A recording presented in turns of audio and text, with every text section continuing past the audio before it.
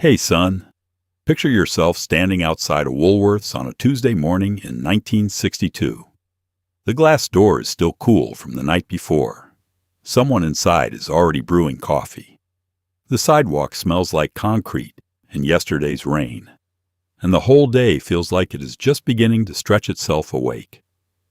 If you enjoy this kind of journey, go ahead and hit that like button and subscribe. It means more than you know. And leave a comment telling me where you are watching from.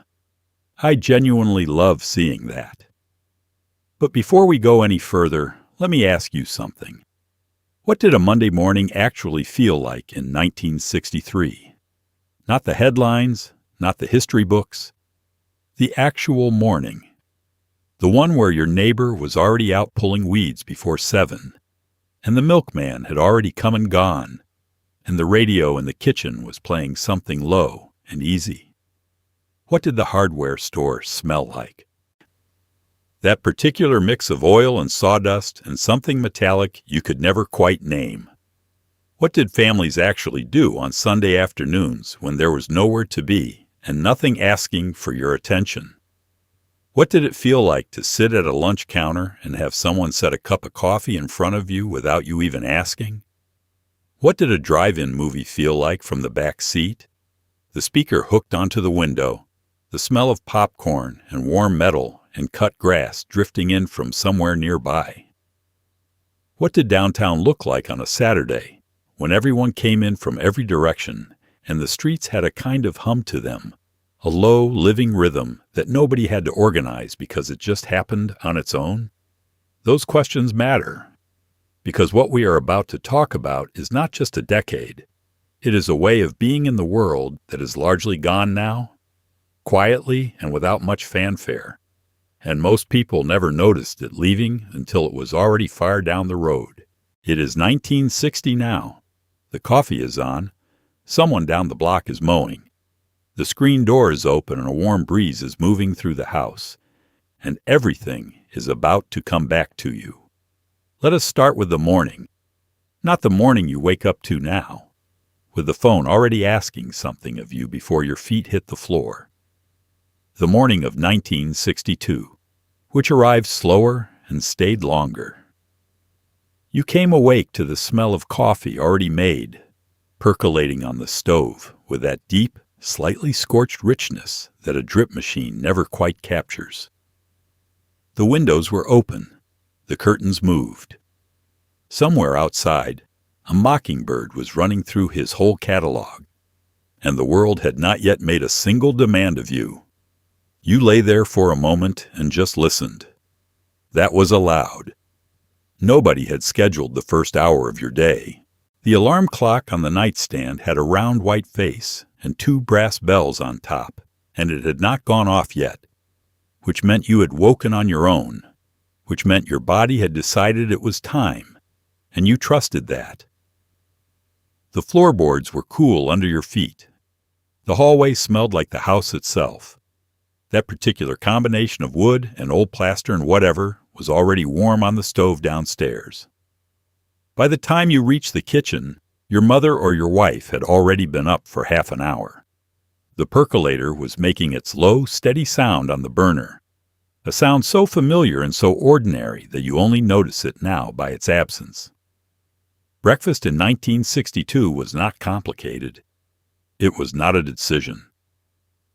You sat down and the food was there, eggs and toast, and maybe a strip or two of bacon, the smell of it filling the kitchen with a warmth that was as much emotional as it was physical. The radio on the counter was playing something low, a news program maybe, or a morning show with a man who talked in an easy, unhurried voice about the weather and the local events. The kind of voice that told you the world was proceeding normally and you could proceed along with it. The newspaper was on the table, or on the porch step if your father had not yet brought it in. Either way, it was not going anywhere. You read it at the pace the morning allowed, which was not fast. You turned the pages slowly. You read the things that interested you and skipped the rest. And nobody was measuring how long you spent or suggesting you might also enjoy something else. The morning asked only that you be present in it. Children got ready for school without theater. They ate what was put in front of them and found their shoes and picked up their books and were out the door in time, because being on time was simply what you did. The school was close enough to walk to, and the walk itself was part of the morning, a 10-minute journey through streets you knew so well that you could have done it in the dark, past the Hendersons' yard with the big oak tree and the corner where Tommy Mallory always waited. The men left for work around the same time, carrying lunch pails or briefcases depending on what kind of work they did, backing out of driveways and exchanging a nod with the neighbor doing the same thing. There was a rhythm to it, the same sequence, the same faces, the same approximate hour, every weekday morning. And that rhythm was not a prison. It was a kind of architecture. It gave the day a shape you could feel before the day had even properly begun. By 8 o'clock, the neighborhood had exhaled. The children were in school. The fathers were at work. The street was quieter now, but not empty, and the morning still had hours in it, open and unhurried, belonging to whoever was still inside it. That is the thing about a morning from that era. It did not rush toward anything. It simply was. And somehow, that was more than enough. It is just before 6 in the morning, and he has already come and gone. The milkman. 2 glass bottles on the front step, still cold and sweating in the summer air. The cream risen to the top like a quiet reward for waking early. You did not have to do anything to receive this. You simply left the empties out the night before, and the system did the rest. There is something in that exchange that is almost impossible to recreate now, that feeling of the world quietly providing for you while you slept. His name was something like Howard, or Glenn, or Walt. You knew this because your mother knew this, and your mother knew it because she had spoken to him on the porch on cold November mornings, when he came a little later than usual and she happened to be up. He drove a white truck with the dairy's name painted on the side, in red letters, and the sound of it moving down your street in the early darkness was so familiar that you slept right through it, the way you sleep through any sound that means everything is fine. The bottles themselves were something. Heavy glass, the kind that had real weight to it when you picked it up, smooth and cold and honest in a way that a plastic jug simply is not. You shook the bottle before you poured, to work the cream back down into the milk, a small ritual that belonged entirely to that time and that object. The milk tasted different from what comes in paper cartons now. Richer, somehow, more present. Whether that was the milk itself, or the glass, or the cold of the morning, or simply the fact that someone had just brought it to your door, it is difficult to say. In winter he wore a heavy coat, and he moved quickly between the truck and the porches, his breath showing in the air. In summer he had his sleeves rolled up by the time he reached your street, because he had already been working for 2 hours by then, starting his route in the dark. He knew every household. He knew who took 2 bottles and who took 1, and who had a note in the empty, asking for an extra quart of buttermilk this week, because company was coming. That was the thing about the systems of 1960. They were personal. They were run by people who knew your name and your habits and your preferences, not because a computer had told them, but because they had been paying attention. The relationship between you and the milkman was not a transaction. It was a quiet, recurring agreement between neighbors, even if one of them was also doing a job. The empty bottles you left out the night before had been washed, because that was what you did. You returned things clean. There was a dignity in the exchange that ran in both directions, from him to you and back again, without anyone ever discussing it. By the time the children came downstairs for breakfast, the milk was already in the refrigerator, cold and ready, and the bottles on the step were gone. Nothing about it required comment.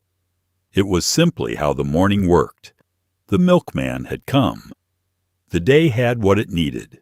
And somewhere down the road, moving through the quiet streets in his white truck, Howard or Glenn or Walt was already 2 blocks over, doing it again. It is mid-morning now, and you need a few things. Nothing urgent. A comb, maybe some aspirin, a magazine for your mother. You walk 3 blocks to the corner drugstore, the one with the striped awning and the bell above the door that announces you in a friendly, undemanding way. The smell hits you the moment you walk in. Cool air, talcum powder, chocolate, and something vaguely antiseptic beneath it all that is not unpleasant, just honest. The pharmacist behind the counter knows your last name. He has known it for years. The store is not large. You can see most of it from where you are standing. The cosmetics are along one wall, lipsticks and face powders in small cardboard boxes, the kind of modest, specific beauty products that were sold without spectacle. The greeting cards are in a wooden rack near the window, the kind you turn slowly, reading each one before moving on. There is a small toy section, 3 shelves of it, where a tin cap gun sits next to a bag of marbles and a balsa wood airplane in a cellophane wrapper that costs 19 cents. The soda fountain is at the back. Even if you did not come for it, you notice it. A few stools, a short counter, the gleam of chrome, and the smell of chocolate syrup and something sweet warming under a lamp. The girl behind it is 17, and she has been working here on weekday mornings since school let out in June. She knows how to make a cherry Coke and a lime phosphate and a vanilla egg cream without looking at anything, and she does it all with the efficient, unself-conscious ease of someone who has found a task that suits them. You bring your items to the counter. The pharmacist rings them up on a register that makes a satisfying mechanical sound with every key, the numbers popping up in a small window at the top. He wraps the magazine in a paper bag without being asked, because that is how he does things. He asks after your father. You answer. He makes a small observation about the weather, you agree, and then you are back on the sidewalk with your bag. The whole transaction having taken 4 minutes and left you feeling, in some way that is difficult to articulate, looked after. The corner drugstore was not merely a retail establishment. It was a neighborhood institution, as essential to the daily infrastructure of a town as the post office or the fire station, though considerably more pleasant to visit. It was the place you went for the small necessities of ordinary life, and it was staffed by people who understood that the small necessities of ordinary life deserved to be handled with some degree of care. There was a prescription counter at the back where Mr. Kavanaugh, or whoever ran the pharmacy in your town, compounded and dispensed medications in amber glass bottles with paper labels typed on a machine that had a slight wobble to the letter E. He sometimes called you by name when you came to pick something up. He sometimes asked how the prescription was working, not as a formality, but because he genuinely wanted to know. That kind of commerce built on proximity and repetition and mutual recognition is harder to find now. The stores are larger and the transactions are faster, and the person ringing you up does not know your name and will not be there the next time you come in. It is efficient, certainly. But efficiency was never what made the corner drugstore what it was. What made it what it was the simple fact of being known. It is just past noon now, and you are downtown running errands, and you are hungry. You step into Woolworth's or a local 5 and dime and slide onto a stool at the counter. Nobody seats you. Nobody hands you a menu and tells you to take your time. Within 30 seconds, someone has set a glass of water in front of you and asked what you would like. The counter runs the length of the room, 30 feet or more. Bolted stools with red vinyl cushions, worn smooth and comfortable as an old chair. Behind the counter, a cook works a flat griddle with quiet efficiency. The smell of buttered bread and hot soup hangs in the air, like an invitation. The menu is small. That is the first thing you notice, or would notice if you had not been coming here long enough that you already know it by heart. Grilled cheese, tomato soup, a hot beef sandwich with mashed potatoes and gravy, pie, coffee, a few daily specials written on a small chalkboard in someone's practical handwriting. Nothing is complicated. Everything is exactly what it sounds like. The cook behind the counter has made all of it 1,000 times, and his competence is visible in every movement, the way he flips without looking, the way he plates without ceremony, the way he knows by the sound of the griddle when something is ready. You order the grilled cheese and the tomato soup. You have ordered this before. The woman with the coffee pot already knows you want a cup, and she is filling it before you finish saying, "Please." The coffee is strong and slightly bitter in the honest, uncomplicated way of diner coffee. Not roasted to produce tasting notes and not served in a cup that requires you to tell anyone your name.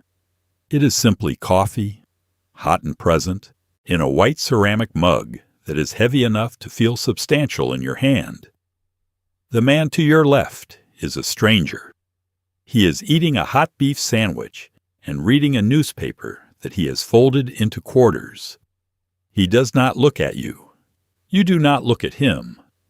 But there is a comfortable companionship in sitting side by side at a counter, facing the same direction, occupying the same space without any social performance being required of either of you. You are part of something here without having to join anything.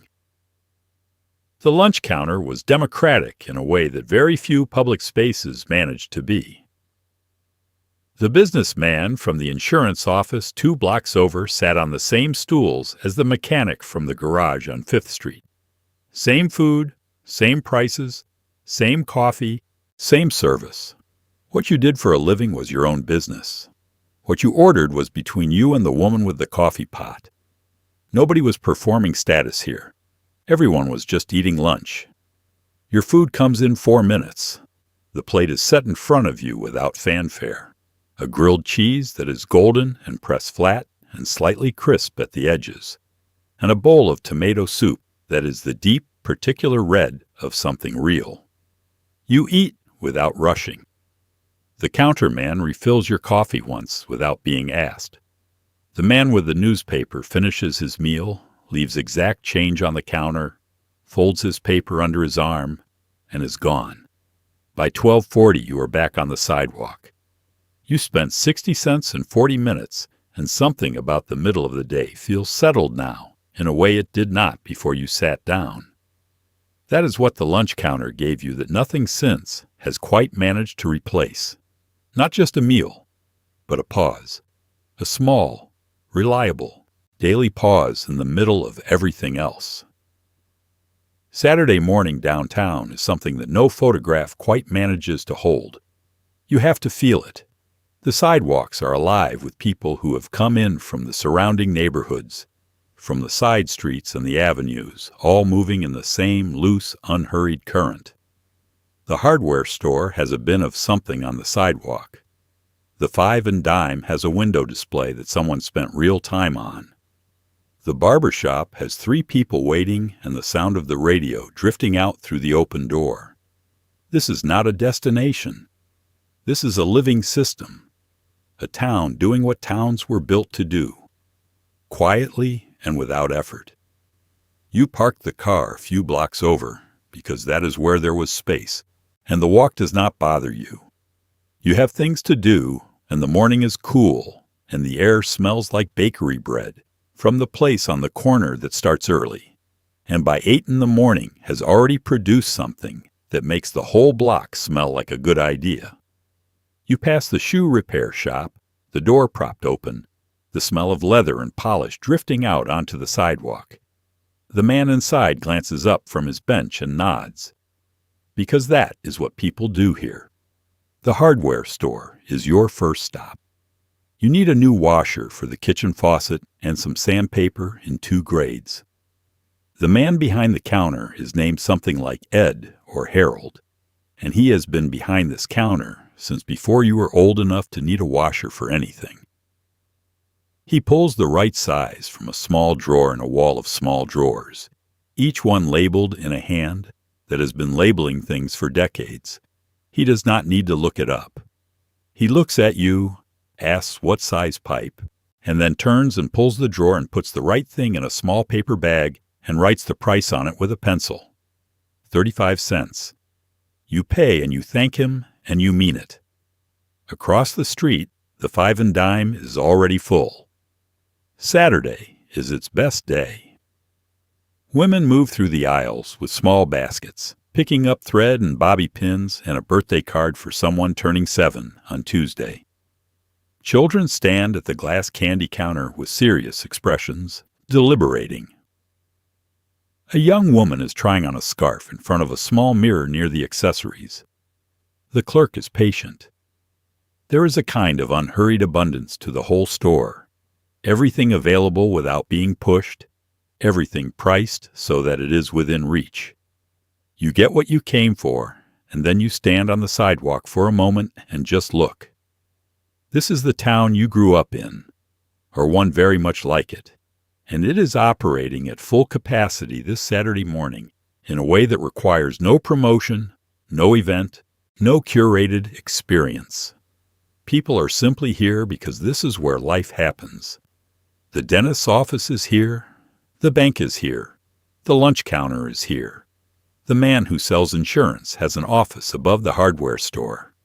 Everything you need in a given week is available within the distance you can reasonably walk.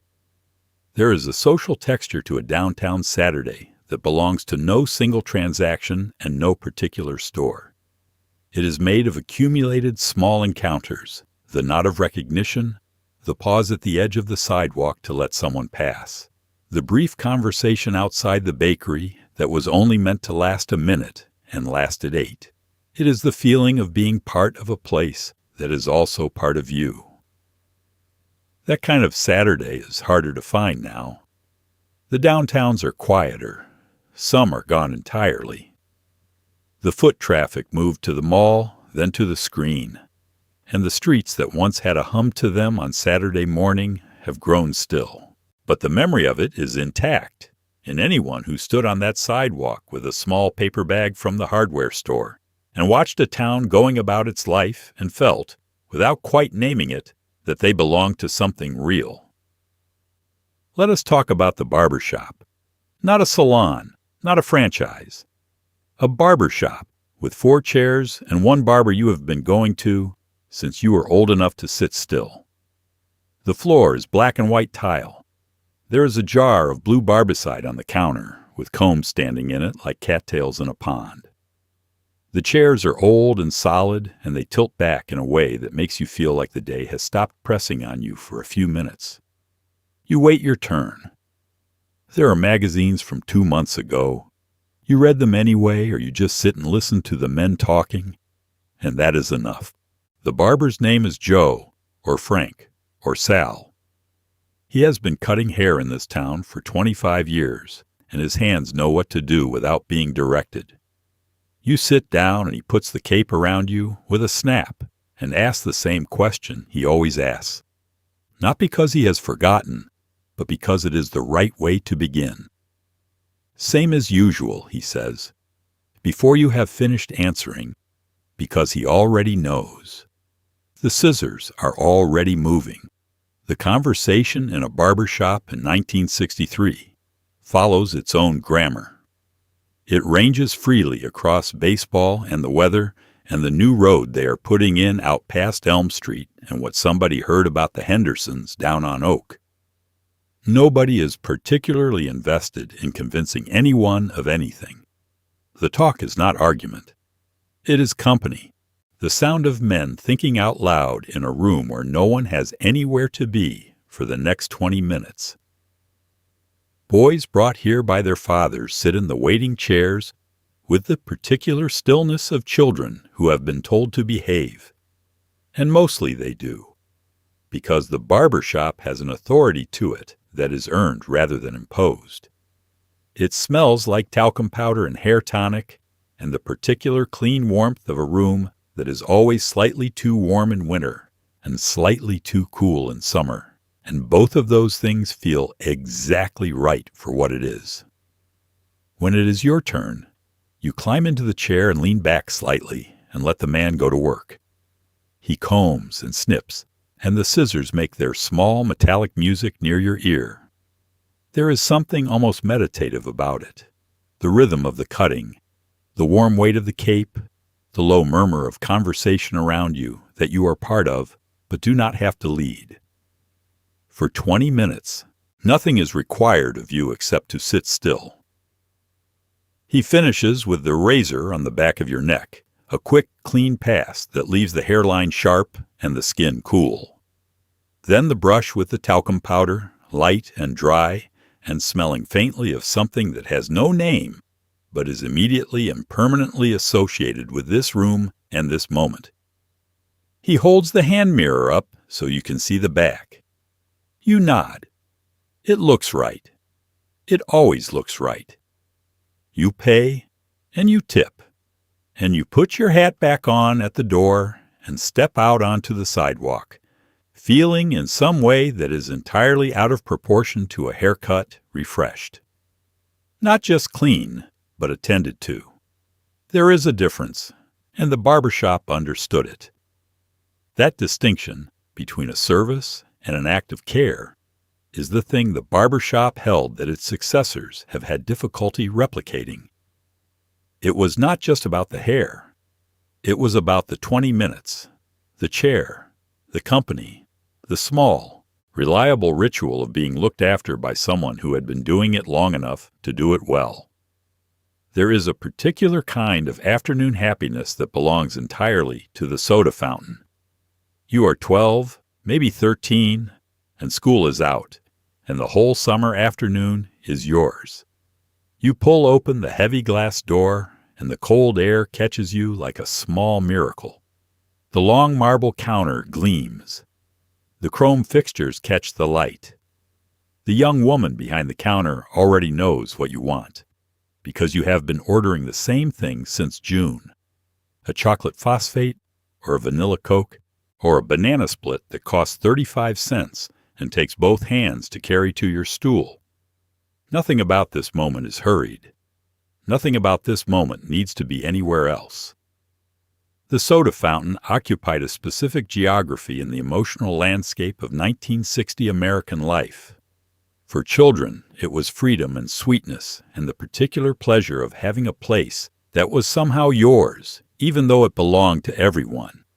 For teenagers, it was the first public space that felt genuinely social, a place to be seen without the pressure of a more formal occasion.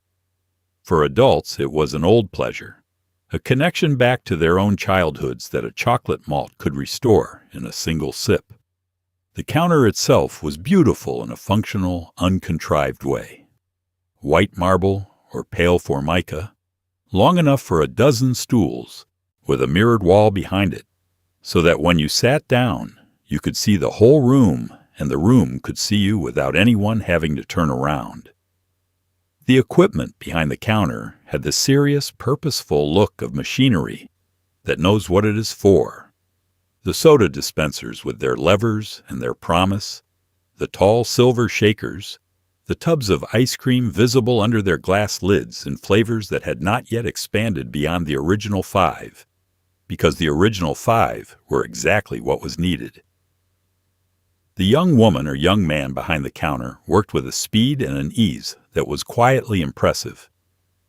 They built a banana split from memory and instinct, the banana halved lengthwise in the long glass dish, 3 scoops in the colors they always were, the toppings applied in the correct proportions without measuring anything. They slid it across the marble to you, and it arrived looking exactly like the picture in your imagination, because your imagination had been trained on exactly this. You ate it slowly. This was important. A banana split at a soda fountain counter in the summer of 1963 was not a thing to rush. You ate it slowly, and you looked at the room around you, and you listened to the conversations happening on either side of you, and the song on the radio above the counter, and the occasional sound of the door opening to let in a warm press of summer air. And all of it together made a kind of afternoon that was complete in itself. There was a particular soda fountain pleasure that existed nowhere else, and that was the egg cream. It had no egg and no cream, despite its name. It was milk and chocolate syrup and seltzer, combined in a specific order and a specific proportion. And it had to be made at the fountain, in the glass, in the moment, because it did not survive transportation. You had to sit down and drink it where it was made. It required your presence. It rewarded you for having shown up. The soda fountain, like so many things from that era, declined, not because something better replaced it, but because the conditions that made it possible gradually disappeared. The foot traffic that fed it moved away from downtown. The lunch counter that often housed it closed. The 5 and dime that owned the floor space it occupied converted to something more profitable per square foot. What is left now is the memory of cold marble under your forearms and the weight of the long spoon, and the sound of seltzer hitting syrup, and the taste of something sweet and cold and made specifically for you, right there, in a summer afternoon that lasted forever and ended too soon. It is Sunday now. The week is behind you, and the next one has not yet arrived. And for a few hours in the early afternoon, the world smells like roasting meat and something sweet in the oven. Sunday dinner in 1961 is not a meal you stumble into. It is a ritual. Your mother has been working on it since 10 in the morning. The table is set with the good dishes, not the everyday ones. There is a cloth on the table. Someone has put a small thing of flowers in the center, nothing formal, just a few stems from the yard. The whole house is warm with the smell of it. The meal itself was not exotic. It was not trying to be. A roast chicken, or a pot roast, or a ham that had been in the oven since before church. Mashed potatoes. Green beans cooked longer than you would cook them now, but in the way that made them soft and savory and deeply themselves. Rolls that had been made that morning or bought from the bakery in town, warm enough that the butter went into them rather than sitting on top. Gravy from the pan. Everything served in the same dishes it had always been served in. Dishes that had their own meanings and their own history. Everybody sat down at the same time. This was not negotiable. The telephone, if it rang, was not answered during dinner. And this rule required no enforcement, because everyone understood it without being told. You sat in your chair, the one that had been yours for as long as you could remember, and the food was passed around the table in the same order it was always passed, and you took what you wanted, and somebody asked about your week. The conversation at Sunday dinner was not remarkable. It was about the week just past and the week ahead. It was about the neighbor's new car and the game on Friday, and whether the weather would hold long enough for what needed doing in the yard. Nobody was performing. Nobody was on. The conversation was easy and real, in the way that conversations are when the people having them have been talking to each other long enough to have run out of things to perform. The children ate what was on their plates. Not without complaint, not always without negotiation, but they ate. There were no separate meals prepared for different preferences, because the idea had not yet taken hold that the dinner table was a place where individual preferences were the primary consideration. The meal was the same for everyone, made with care for the group, and the implicit understanding was that you were part of the group. After the meal came the table clearing, which was also a ritual, each person doing their part without being assigned, because the parts had been established over years of repetition. And then came the long, slow Sunday afternoon. The meal still warm in you. The house quiet in the particular way it gets after everyone has eaten well and nobody has anywhere to be. That is what the Sunday dinner gave you that is genuinely hard to replicate. Not the food, though the food was good. Not the dishes, though the dishes had their own meaning. It was the shape it put around the week. The sense that no matter what the week had been, Sunday would come, and the table would be set, and everyone who belonged there would be there, and the meal would be made, and for an hour or two the family would eat together, and that would be enough to carry you into the next week. That kind of anchor is harder to find now. The weeks have gotten faster. The schedule's more complicated. The idea of a fixed Sunday table with everyone present more difficult to sustain. But the memory of it stays. The smell of a roast in the oven on a Sunday morning. The weight of the good dishes. The sound of the family settling into its chairs. That stays. It is Friday night in July, and you are in the back seat of your father's Chevrolet, and the sky is going purple at the edges, and somewhere ahead of you, past the rows of cars and the speaker poles, a screen the size of a barn wall is coming to life. The drive-in. You pulled in past the small booth where a man took your dollar and your father found a spot and rolled down the window and hooked the little metal speaker onto the glass. It crackles. It smells like old plastic and something electrical. You do not care. The previews are starting, and the air coming through the window smells like cut grass and popcorn, and the particular sweetness of a summer night that is in no hurry to become anything else. The drive-in was not simply a way of watching movies.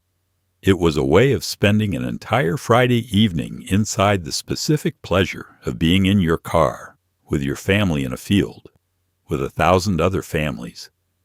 All of you pointed toward the same enormous screen, all of you eating the same popcorn from paper bags that got greasier as the night went on. It was a community event that required no community organizing. You just showed up and paid your dollar and became part of it. The intermission had its own ritual. The lights came up on the screen and a cartoon played, cheerful and energetic, advertising the refreshments available at the snack bar. Hot dogs, popcorn, Coca-Cola, ice cream bars. The cartoon hot dog danced. The cartoon soda cup wore a hat. Children in 100 back seats began their negotiations, and fathers climbed out of their cars into the warm night air and walked to the snack bar and came back carrying things in both arms, and the smell of fresh popcorn moved through the rows like something good spreading. You ate in the car. This was part of it. There was a particular pleasure in eating popcorn in the back seat of your father's car on a warm July night that had nothing to do with the popcorn itself and everything to do with the circumstances around it. The feeling of the night air coming in through the window, the distant sound of other families in their cars, a child laughing 3 rows over, the low murmur of dialogue from someone's speaker turned up too loud, the grass smelling like it had been cut that afternoon and was still warm from the day. The movie itself was secondary in the best possible way. You saw westerns and comedies and adventure pictures that were exactly what they announced themselves to be, and you watched them from the back seat with your shoes off and your legs stretched across the seat and your head leaning against the window frame in a posture of total comfort that the word relaxation barely does justice to. Your parents were in the front seat. The summer was happening all around you. The movie was enormous and close. When the second feature started and it was past 10 o'clock, the smaller children were already asleep on the seat, moved by their fathers to the back in blankets while the parents stayed for the rest of the show. By the time you drove home, the night was full and cool, and the roads were quiet, and the week felt like it had been properly put to rest. There are drive-ins still, a few of them, and they are wonderful and worth finding. But the drive-in of 1964 was not a retro experience. It was simply Friday night, the ordinary and irreplaceable Friday night of a summer in a decade, when a field full of cars and a screen full of light was exactly enough. He comes just after dawn. You hear the soft thud of the newspaper against the porch before you are fully awake. that reliable sound that means the morning has officially started. The paper boy on his bicycle, working his route in the early gray light, folding and tossing with a practiced ease that looks effortless. By the time you come downstairs, the paper is there waiting, still cool from the outside air, smelling of fresh ink in a way that no screen has ever managed to replicate. You open it at the kitchen table with your coffee.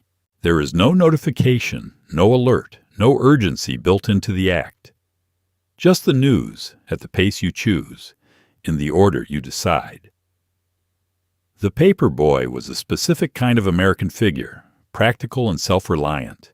A boy of 12 or 13 who had taken on something real. He had a canvas bag that he wore across his shoulder and a route that was his to manage and his to be responsible for. And he carried it out every morning regardless of the weather. In rain, he tucked the papers under his jacket to keep them dry. In winter, he rode carefully on the icy streets, the bag heavier on cold mornings, his breath showing in small clouds. He did this before school. He did this because there was a small amount of money in it and because the job had been offered and he had said yes. When you paid him at the end of the month, he came to the door on a Saturday evening, collecting. You gave him the correct amount, and sometimes a little more, and he wrote it in a small notebook with a pencil. He thanked you. You thanked him. There was a mutual seriousness to the transaction that honored the work he was doing, which was real work, not play. The newspaper itself was the other half of the ritual. It was everything you knew about what had happened in the world since the previous morning, and it was all in one place, organized by people who had decided what mattered and arranged it accordingly. You did not have to choose from an infinite supply of information. You had this, a finite and curated object, and you moved through it at the speed of reading, which is a human speed, and you stopped when something held you and moved on when it did not. There was a pleasure in the physical object that was not just nostalgia and not just habit. The broadsheet folded in quarters on the table beside your coffee cup. The particular gray of the newsprint. The way the ink left a faint impression on your fingertips that you noticed only when you reached for the coffee cup. The crossword in the back, which your father did in pen, because he had been doing it long enough to trust himself, and which you attempted in pencil on the days he let you try. The news in a morning paper had already happened. This is a distinction worth sitting with. By the time the paper reached your porch, the events it described were at least several hours old, some of them a full day old, and the world had not ended in the interval. There was no breaking anything. There was no refresh button.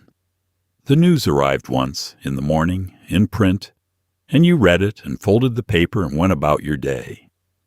What this gave you was a quality of relationship with information that is genuinely difficult to describe to someone who has never experienced it.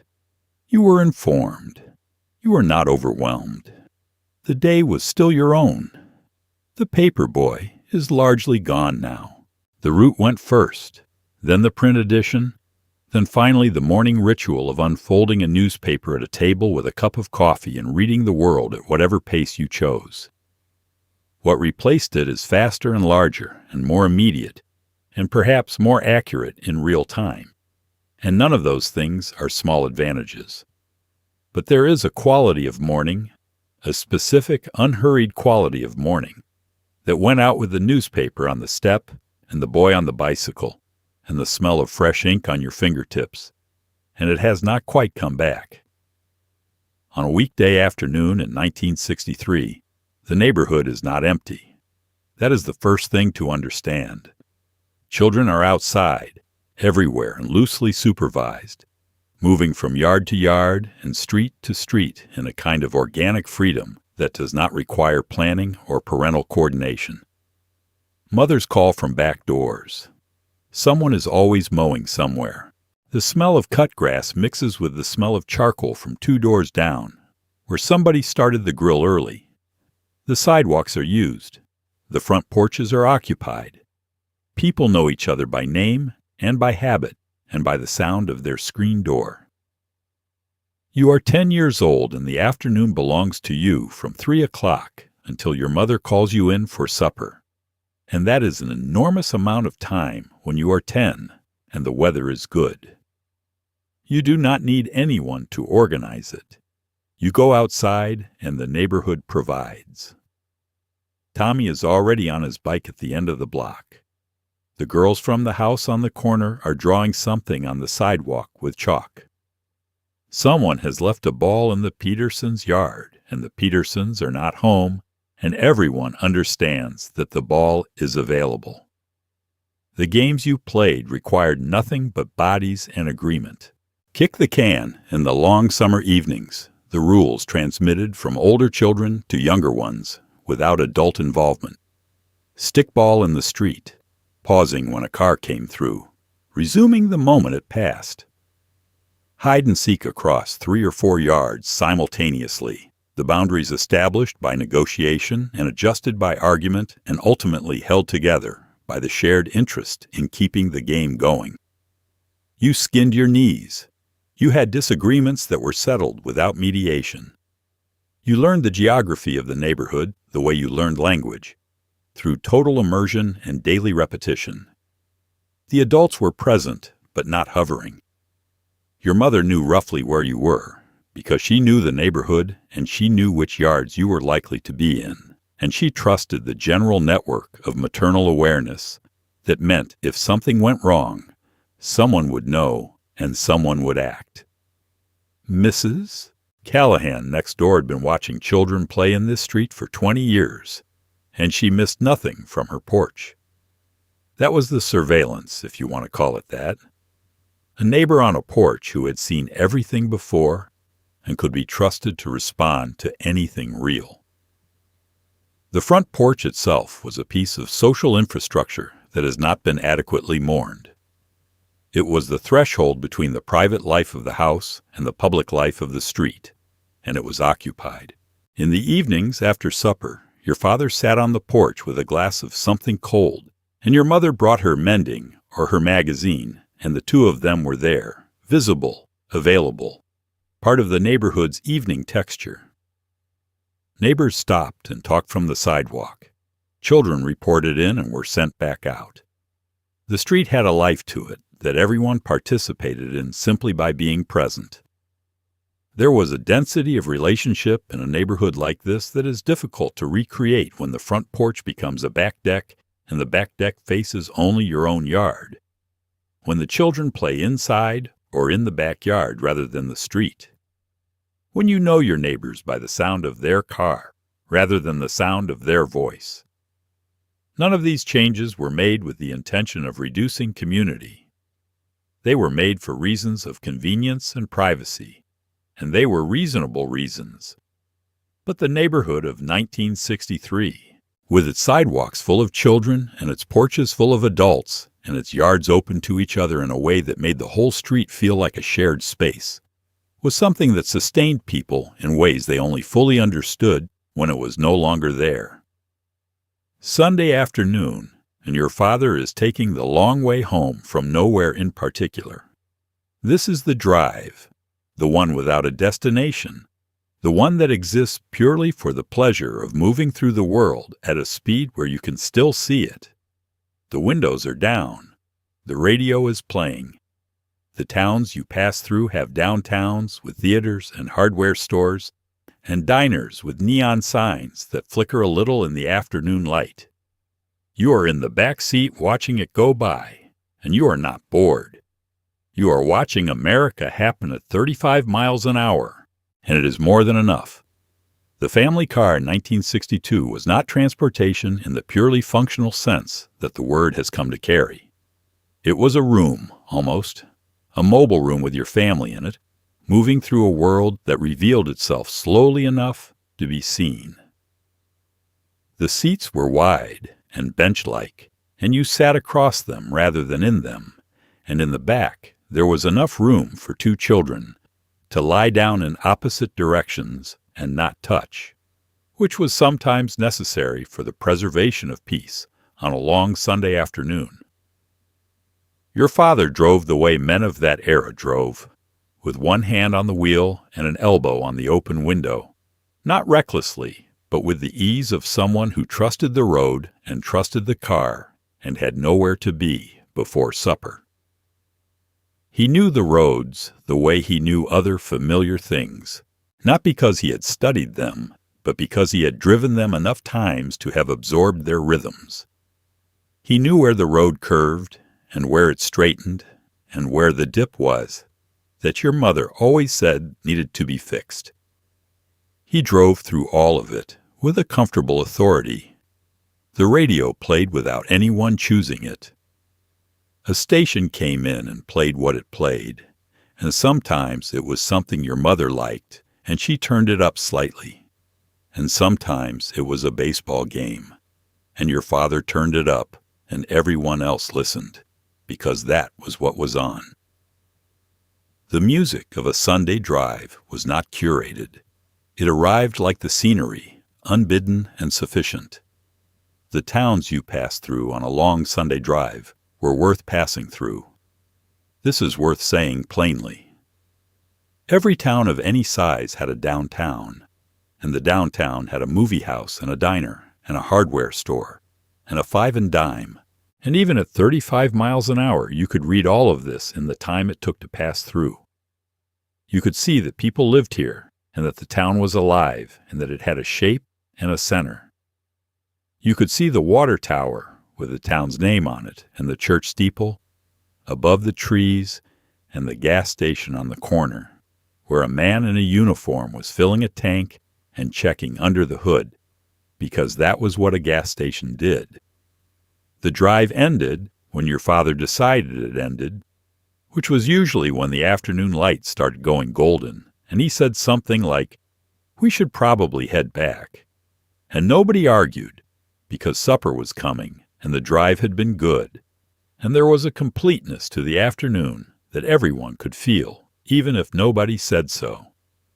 That kind of drive, purposeless and sufficient, a Sunday afternoon spent moving through the world with no objective except the moving, belongs to a particular relationship with time that is harder to inhabit now. Time has gotten more expensive. Destinations have gotten more necessary. The drive for its own sake has come to feel like something that requires justification. But it did not require justification then. It was simply what Sunday afternoons were for. And it was enough.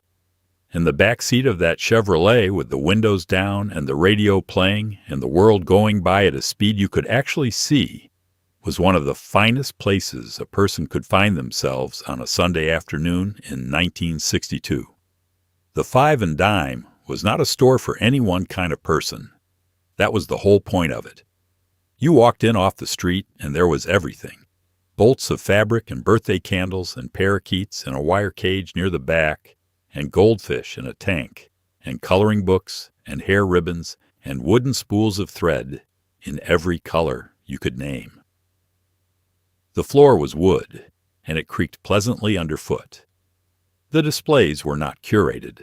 They were just full, abundantly and honestly full, and you moved through the aisles with the specific pleasure of not knowing exactly what you were looking for until you found it.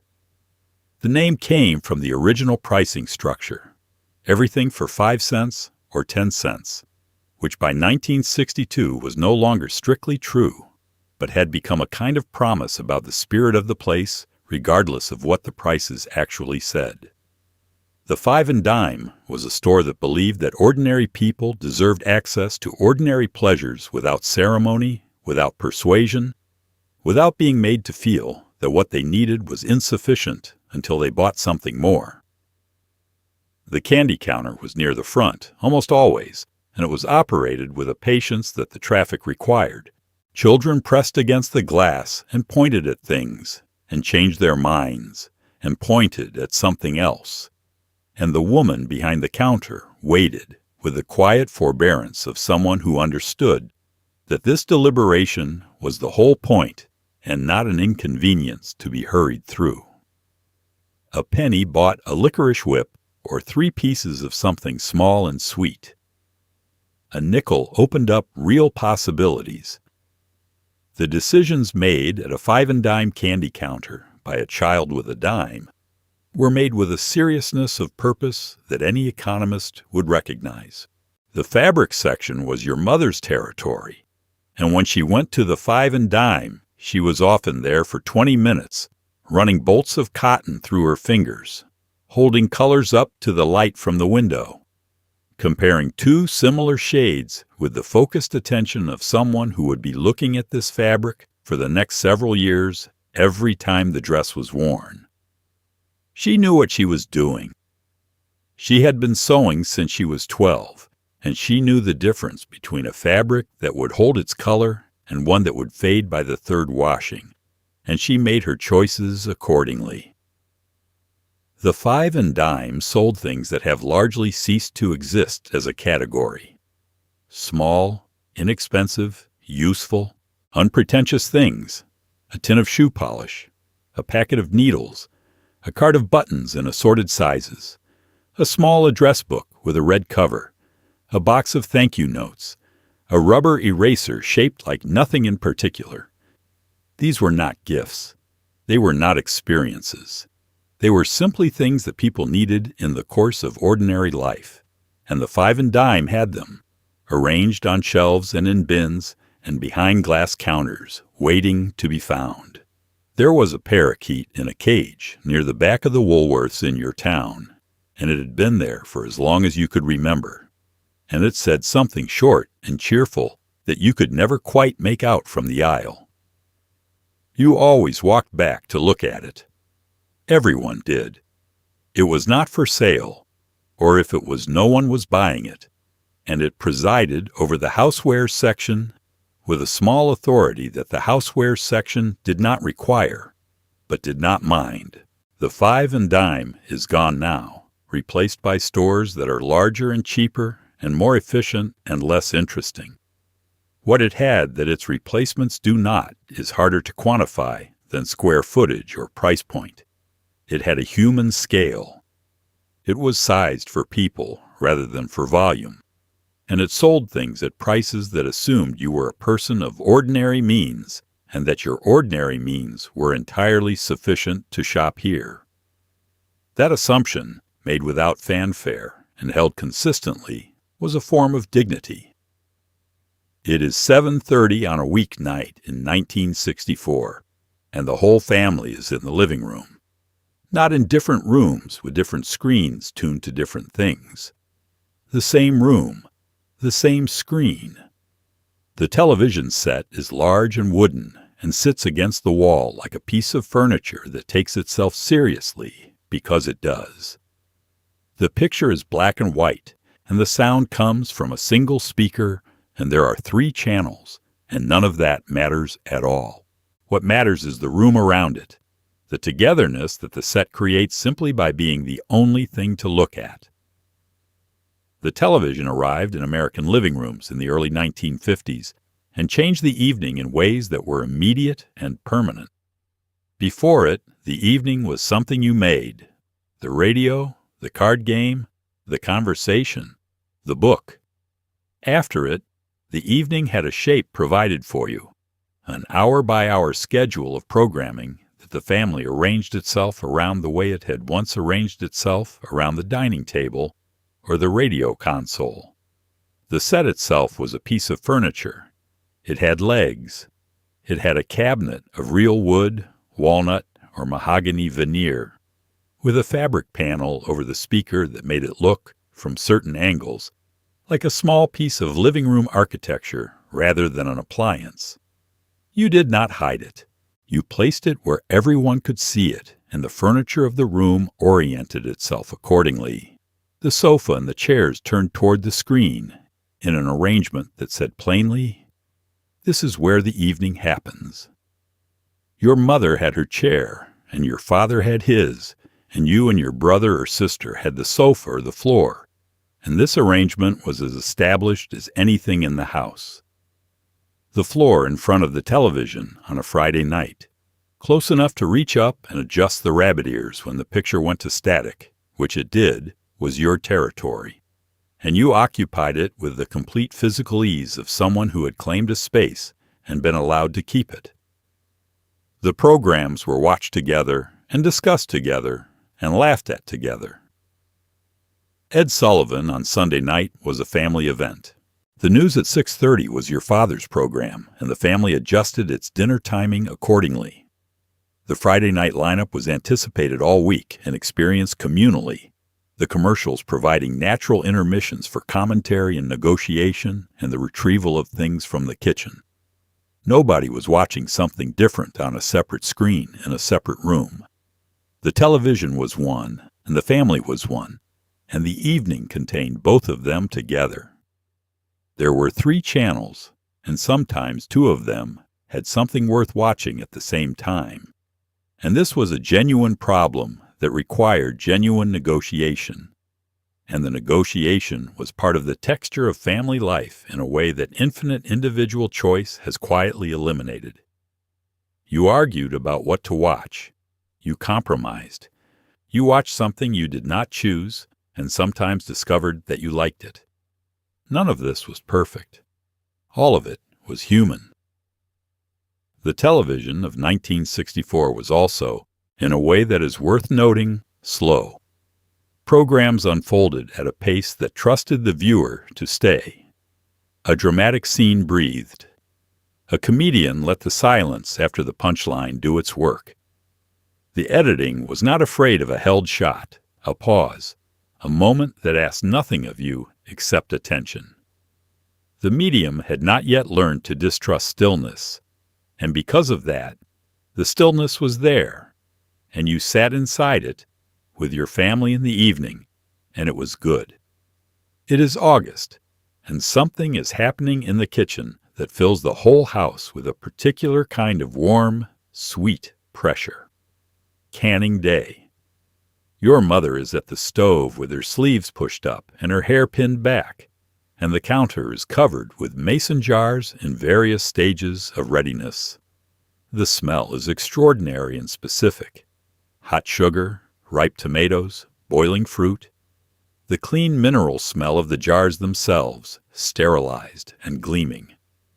This is preservation work, real and serious and satisfying in a way that has nothing to do with efficiency and everything to do with the quiet pride of making something that will last.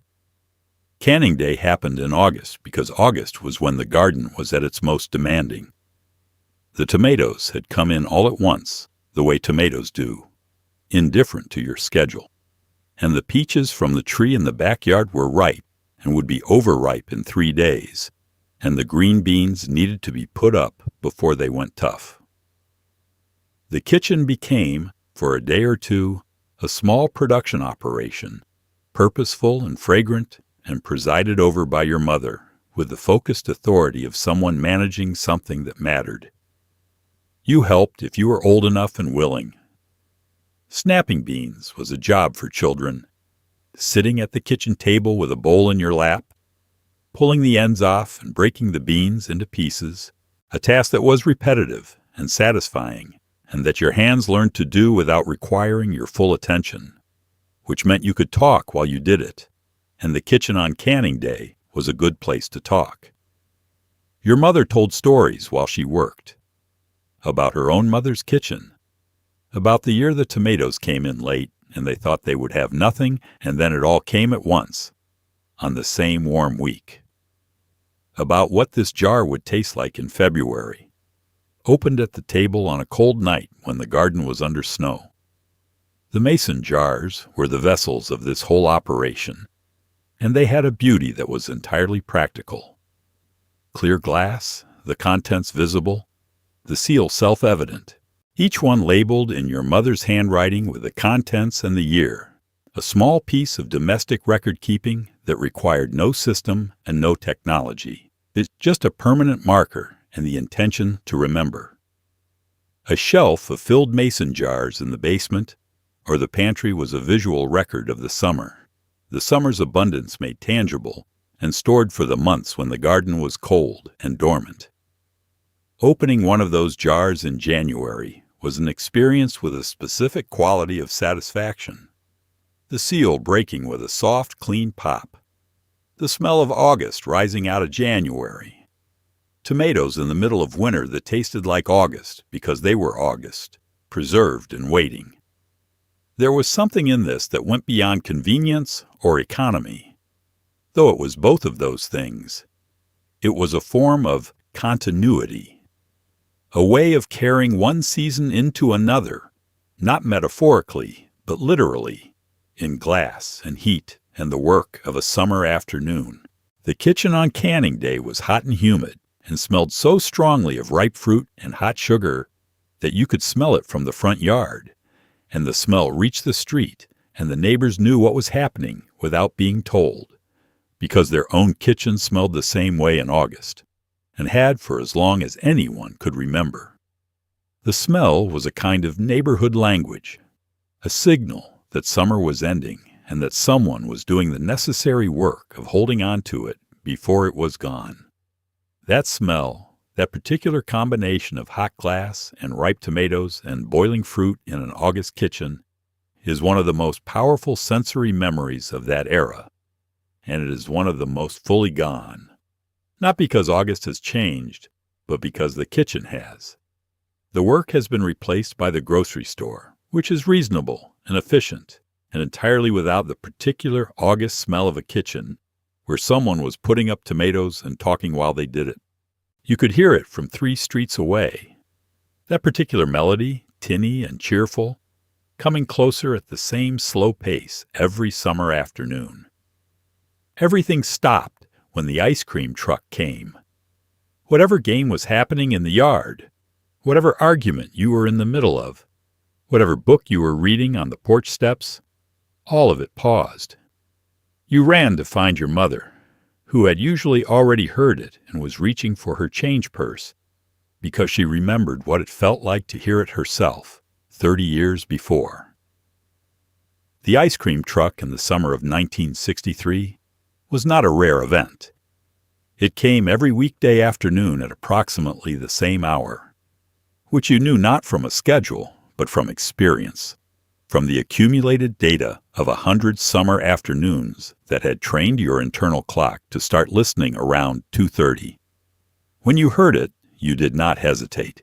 Hesitation was for people who did not understand that the truck moved at a fixed and unalterable pace, and that if you were not at the curb before it reached your block, it would continue past without moral difficulty.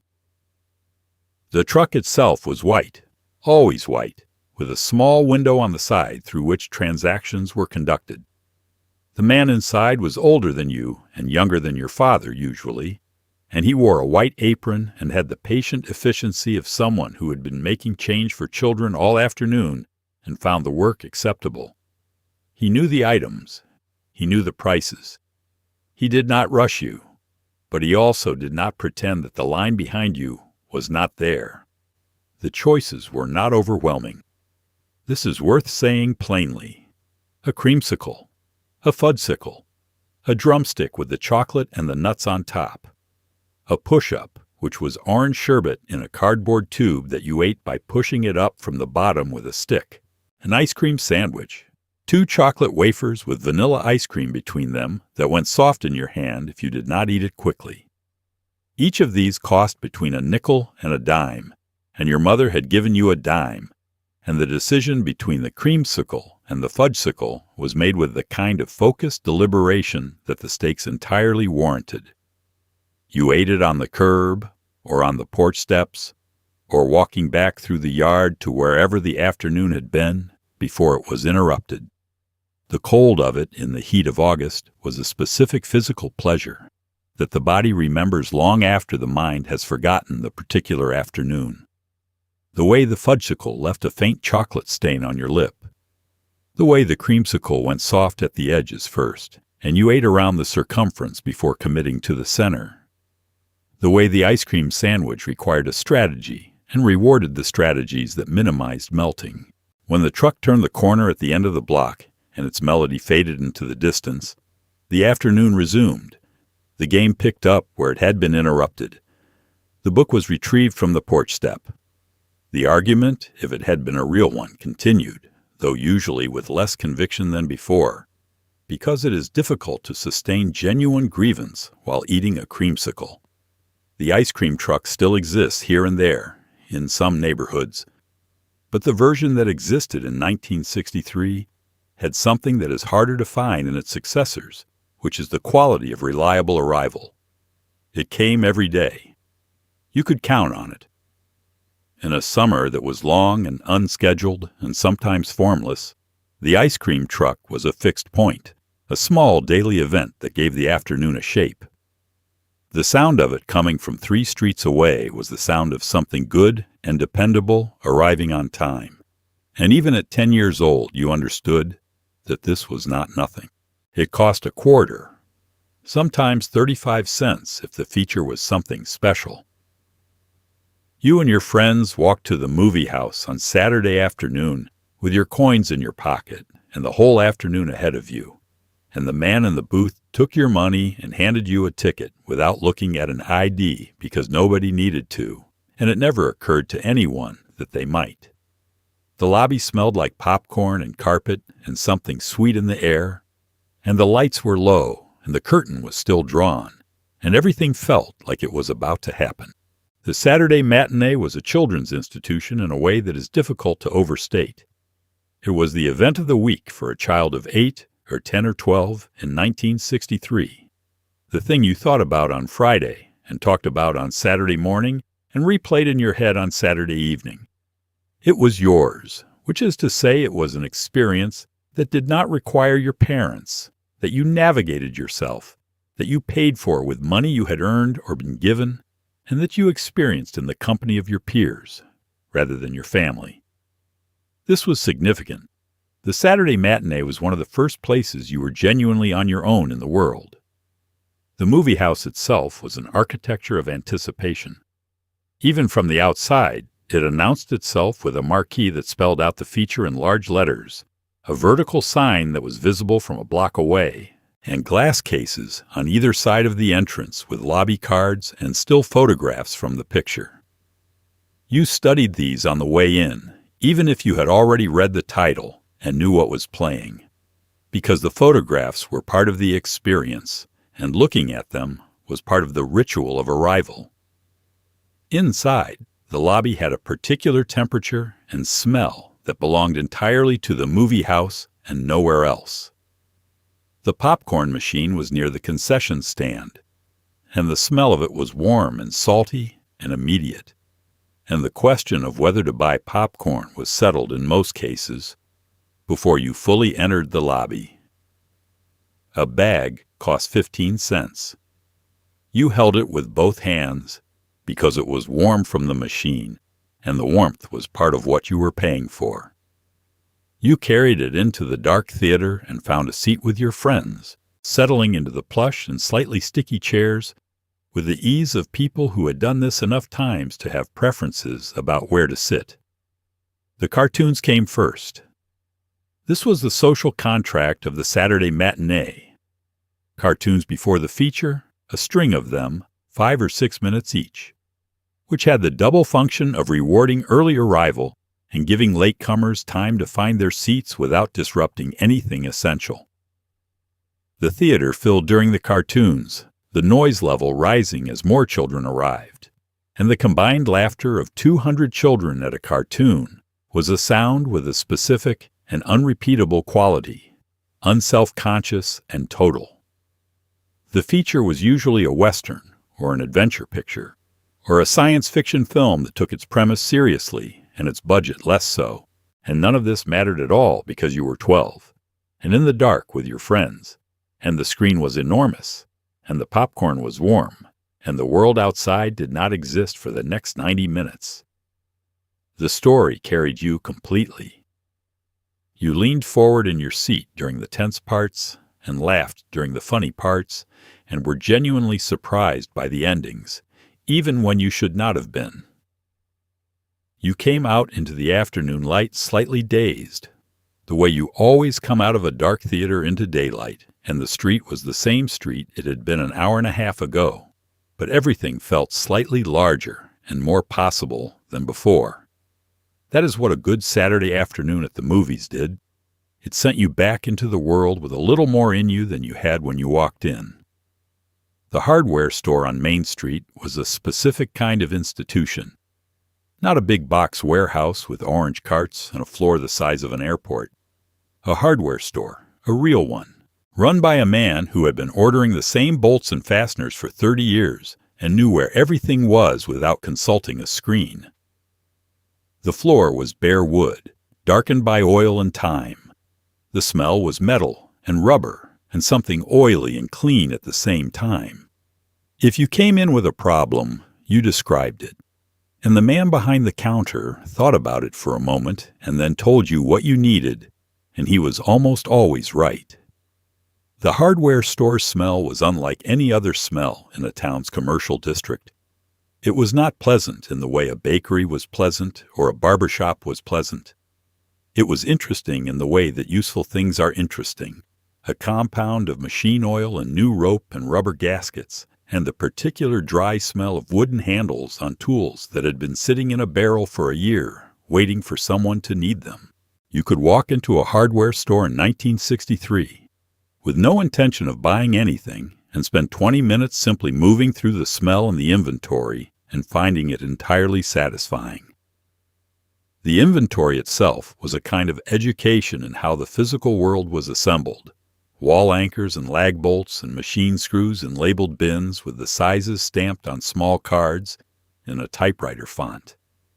Rolls of electrical wire and gauges that had names and purposes that the man behind the counter understood completely. Galvanized pipe fittings in a dozen configurations, each one solving a specific problem that you did not know existed until the problem arrived and you came here for the answer.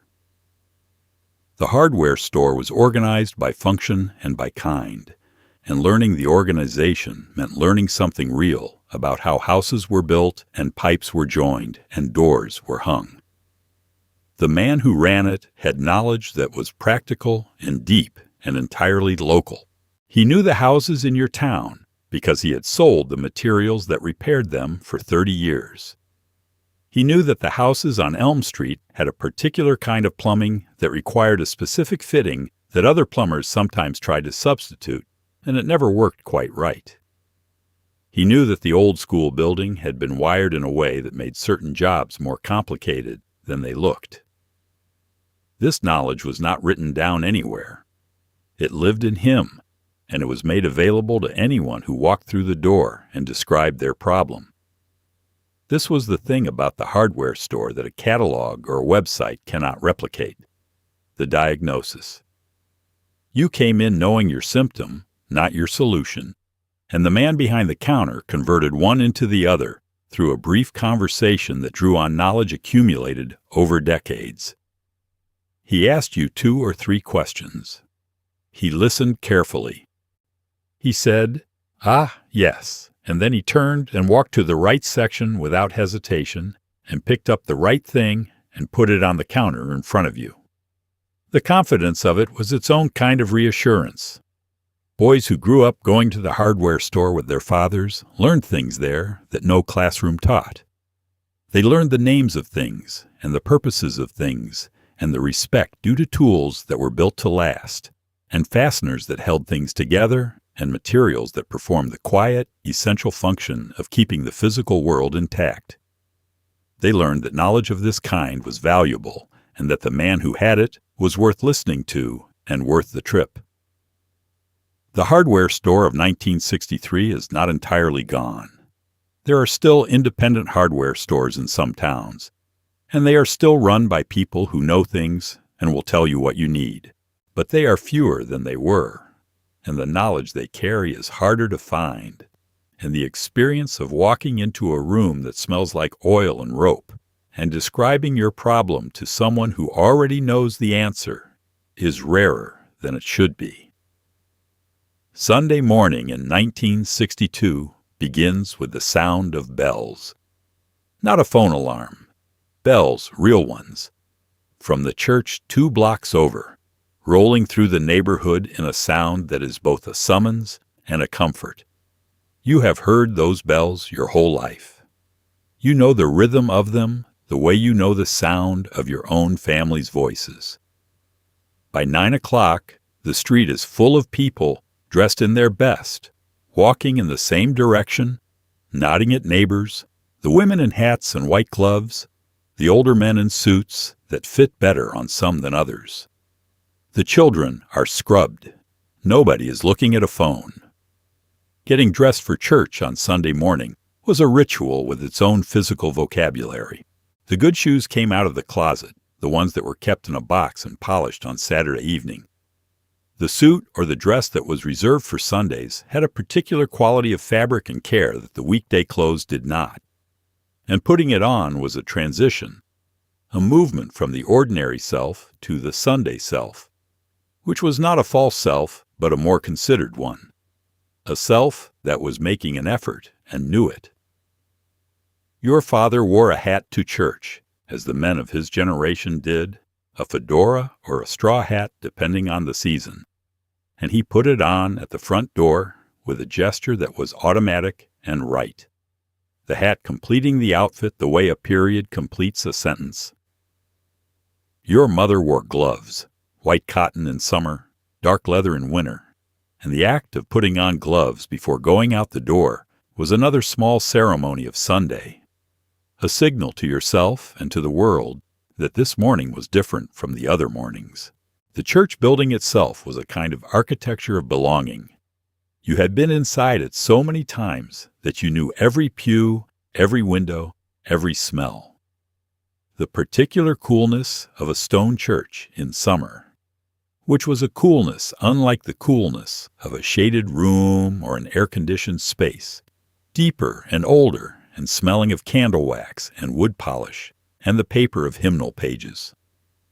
The sound of the organ beginning, which was both a musical event and a physical one, the low notes felt in the chest as much as heard in the ear. The way the light came through the colored glass in the morning and moved across the floor as the service progressed. The congregation was the neighborhood. You sat near the same families every week, not because of any assignment, but because habit and courtesy had established a geography over years. You knew the Murphys sat toward the front on the left, and the Hendersons were usually 3 rows behind you on the right, and this knowledge was a form of community, a weekly confirmation that these people were here and accounted for and part of the same fabric you were part of. After the service, the congregation gathered on the steps and the sidewalk in front of the church in a ritual of transition between the formal hour inside and the informal hours ahead. This was where the week was discussed and the plans were made and the news was exchanged and the children were admired and the sick were inquired after and the general business of a community was conducted in the most natural and unstructured way possible, with the sun on your back and your good shoes on the sidewalk and the bells quiet now and the afternoon beginning to open up. Whatever your own relationship to faith, the Sunday morning of 1962 had a quality that is worth honoring separately from its theology. It was a communal anchor, a weekly gathering of the neighborhood in its best clothes, oriented toward something larger than the individual week. It gave the week a shape, a beginning and an end, a rhythm that the days organized themselves around. That rhythm and the community that inhabited it was real and sustaining in ways that were easy to take for granted and harder to replace than anyone anticipated. September comes, and the whole neighborhood shifts. The children pour back into the school building at the end of the block, the one with the tall windows and the worn wooden floors and the smell of chalk and floorwack and pencil shavings that becomes, for 9 months, the smell of daily life. You carried your books in your arms, not a backpack. The teacher knew your parents. Your parents knew the teacher. The school was part of the neighborhood in the way the barber shop was and the drugstore was, a thing that belonged to the specific place it stood in, not imported from somewhere else. The school building had been there for decades, and this was not a source of apology. The worn wooden floors meant that thousands of children had walked these halls before you, and this continuity was its own kind of lesson, unstated but real.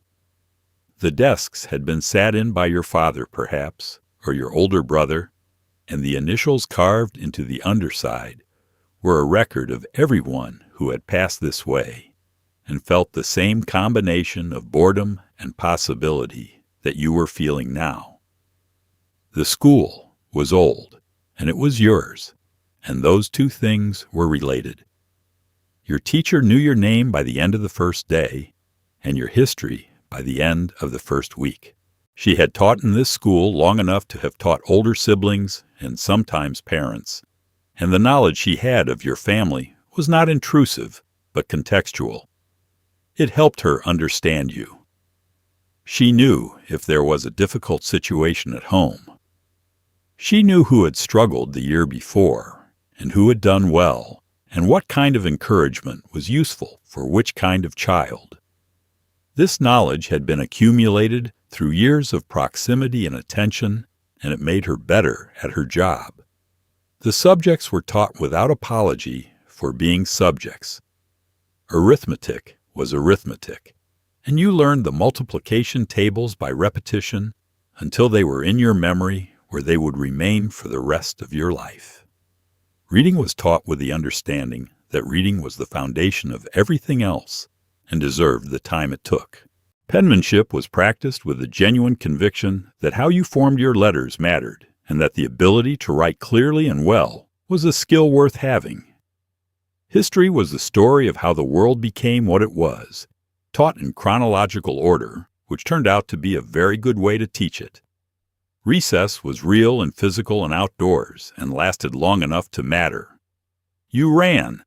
You played the games that children had always played, the ones that required no equipment or imagination to organize, just bodies and agreement and the instinct for competition that children arrive with already installed.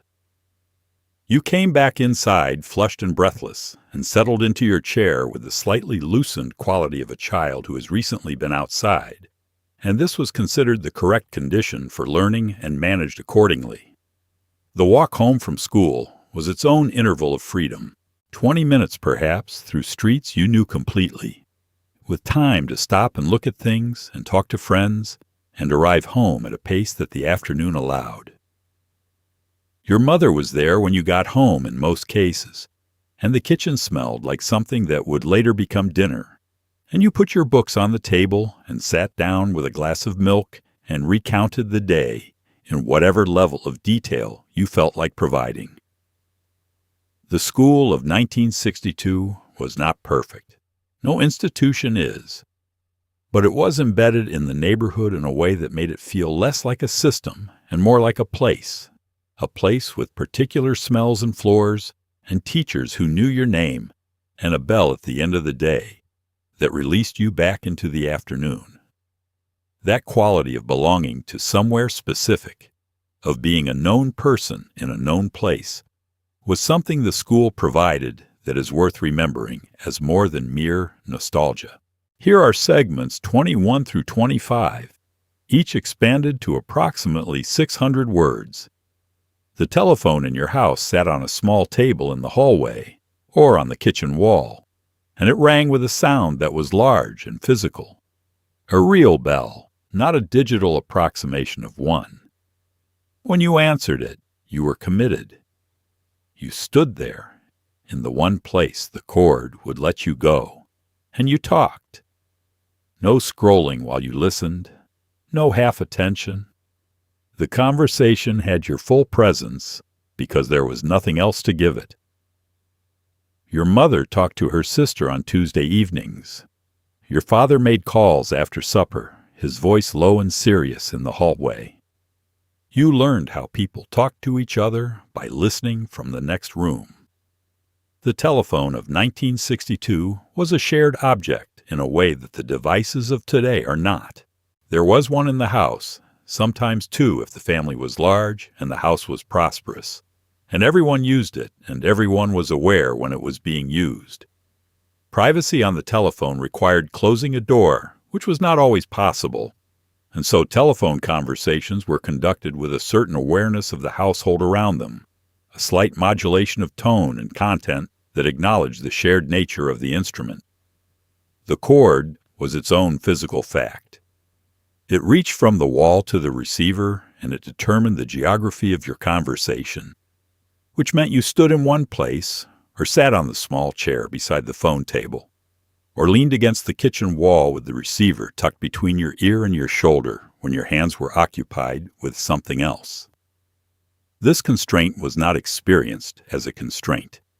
It was simply the shape that a telephone conversation had, and within that shape, the conversation found its form. A teenager talking to a friend on the telephone in 1963 was conducting that conversation in the hallway or the kitchen, aware that her mother was in the next room and could hear at least her half of it, and this awareness shaped the conversation in ways that were not always comfortable but were always real. There was no retreat to a private screen in a private room. The telephone was a household instrument, and the household was present while you used it. And the conversation you had was the conversation you were willing to have in that context. Long-distance calls were serious. This is worth saying plainly. Calling someone in another state was an event that required planning, a specific time agreed upon in advance by letter, and the awareness that the call was costing money by the minute in a way that local calls did not. When a long-distance call came in, everyone in the house knew it immediately by the particular quality of the ring, which was not actually different, but which everyone believed was different, and the household gathered its attention around it. Your grandmother calling from 3 states away was an occasion. You spoke to her in turn, each family member taking the receiver for a few minutes, conscious of the clock and the cost and the distance the voice was traveling. The conversations you had on the telephone in 1962 were whole conversations. They had beginnings and middles and endings. They did not trail off into text. They did not continue asynchronously across a day. They were bounded by the time you both had and the cost of the call and the physical reality of standing in one place holding a heavy receiver. And within those bounds, they were complete. You said what you had to say. You heard what the other person had to say. You said goodbye and you meant it, and you hung up and the conversation was finished, which is a thing that conversations rarely are anymore. What the telephone of that era gave you, without meaning to, and without anyone designing it this way, was the full attention of the person you were talking to. They were not doing anything else. They were standing in their hallway, holding their telephone and talking to you, and that was the entirety of what was happening for them in that moment.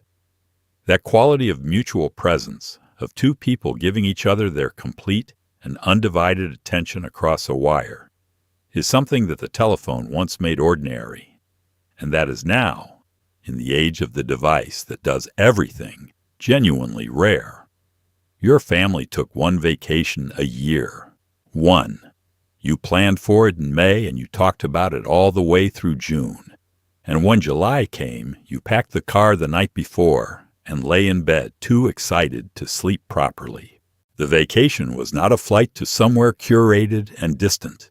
It was the car and the road and a cabin by a lake 2 states over, or a rented cottage at the shore, or the long drive to your grandparents' place, in a town you had been to enough times to feel like you knew every curve of the road by heart. The journey was the thing, not just the destination. Packing the car was its own event, conducted the evening before departure with a seriousness of purpose that the occasion demanded. Your father had a method. The trunk received the heaviest things first, the suitcases arranged with a geometric logic that he had developed over years of family vacations and that he applied now without consulting anyone.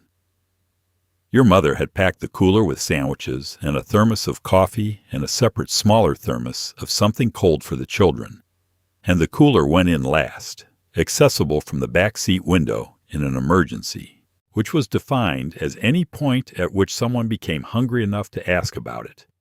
You left before dawn. This was not negotiable and was, in fact, one of the great pleasures of vacation morning. The specific pleasure of being awake and moving through a world that was still dark and quiet and belonged entirely to people with somewhere to go.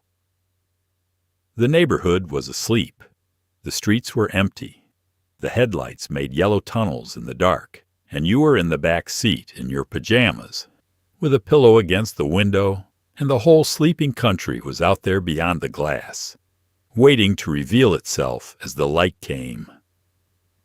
The road atlas was in the front seat, a large spiral-bound book of maps that your father had studied in advance, and that your mother navigated from during the drive, reading the route number and watching for the signs, and sometimes disagreeing with your father about which way was right, a disagreement conducted at the level of the car's interior and not elevated beyond it.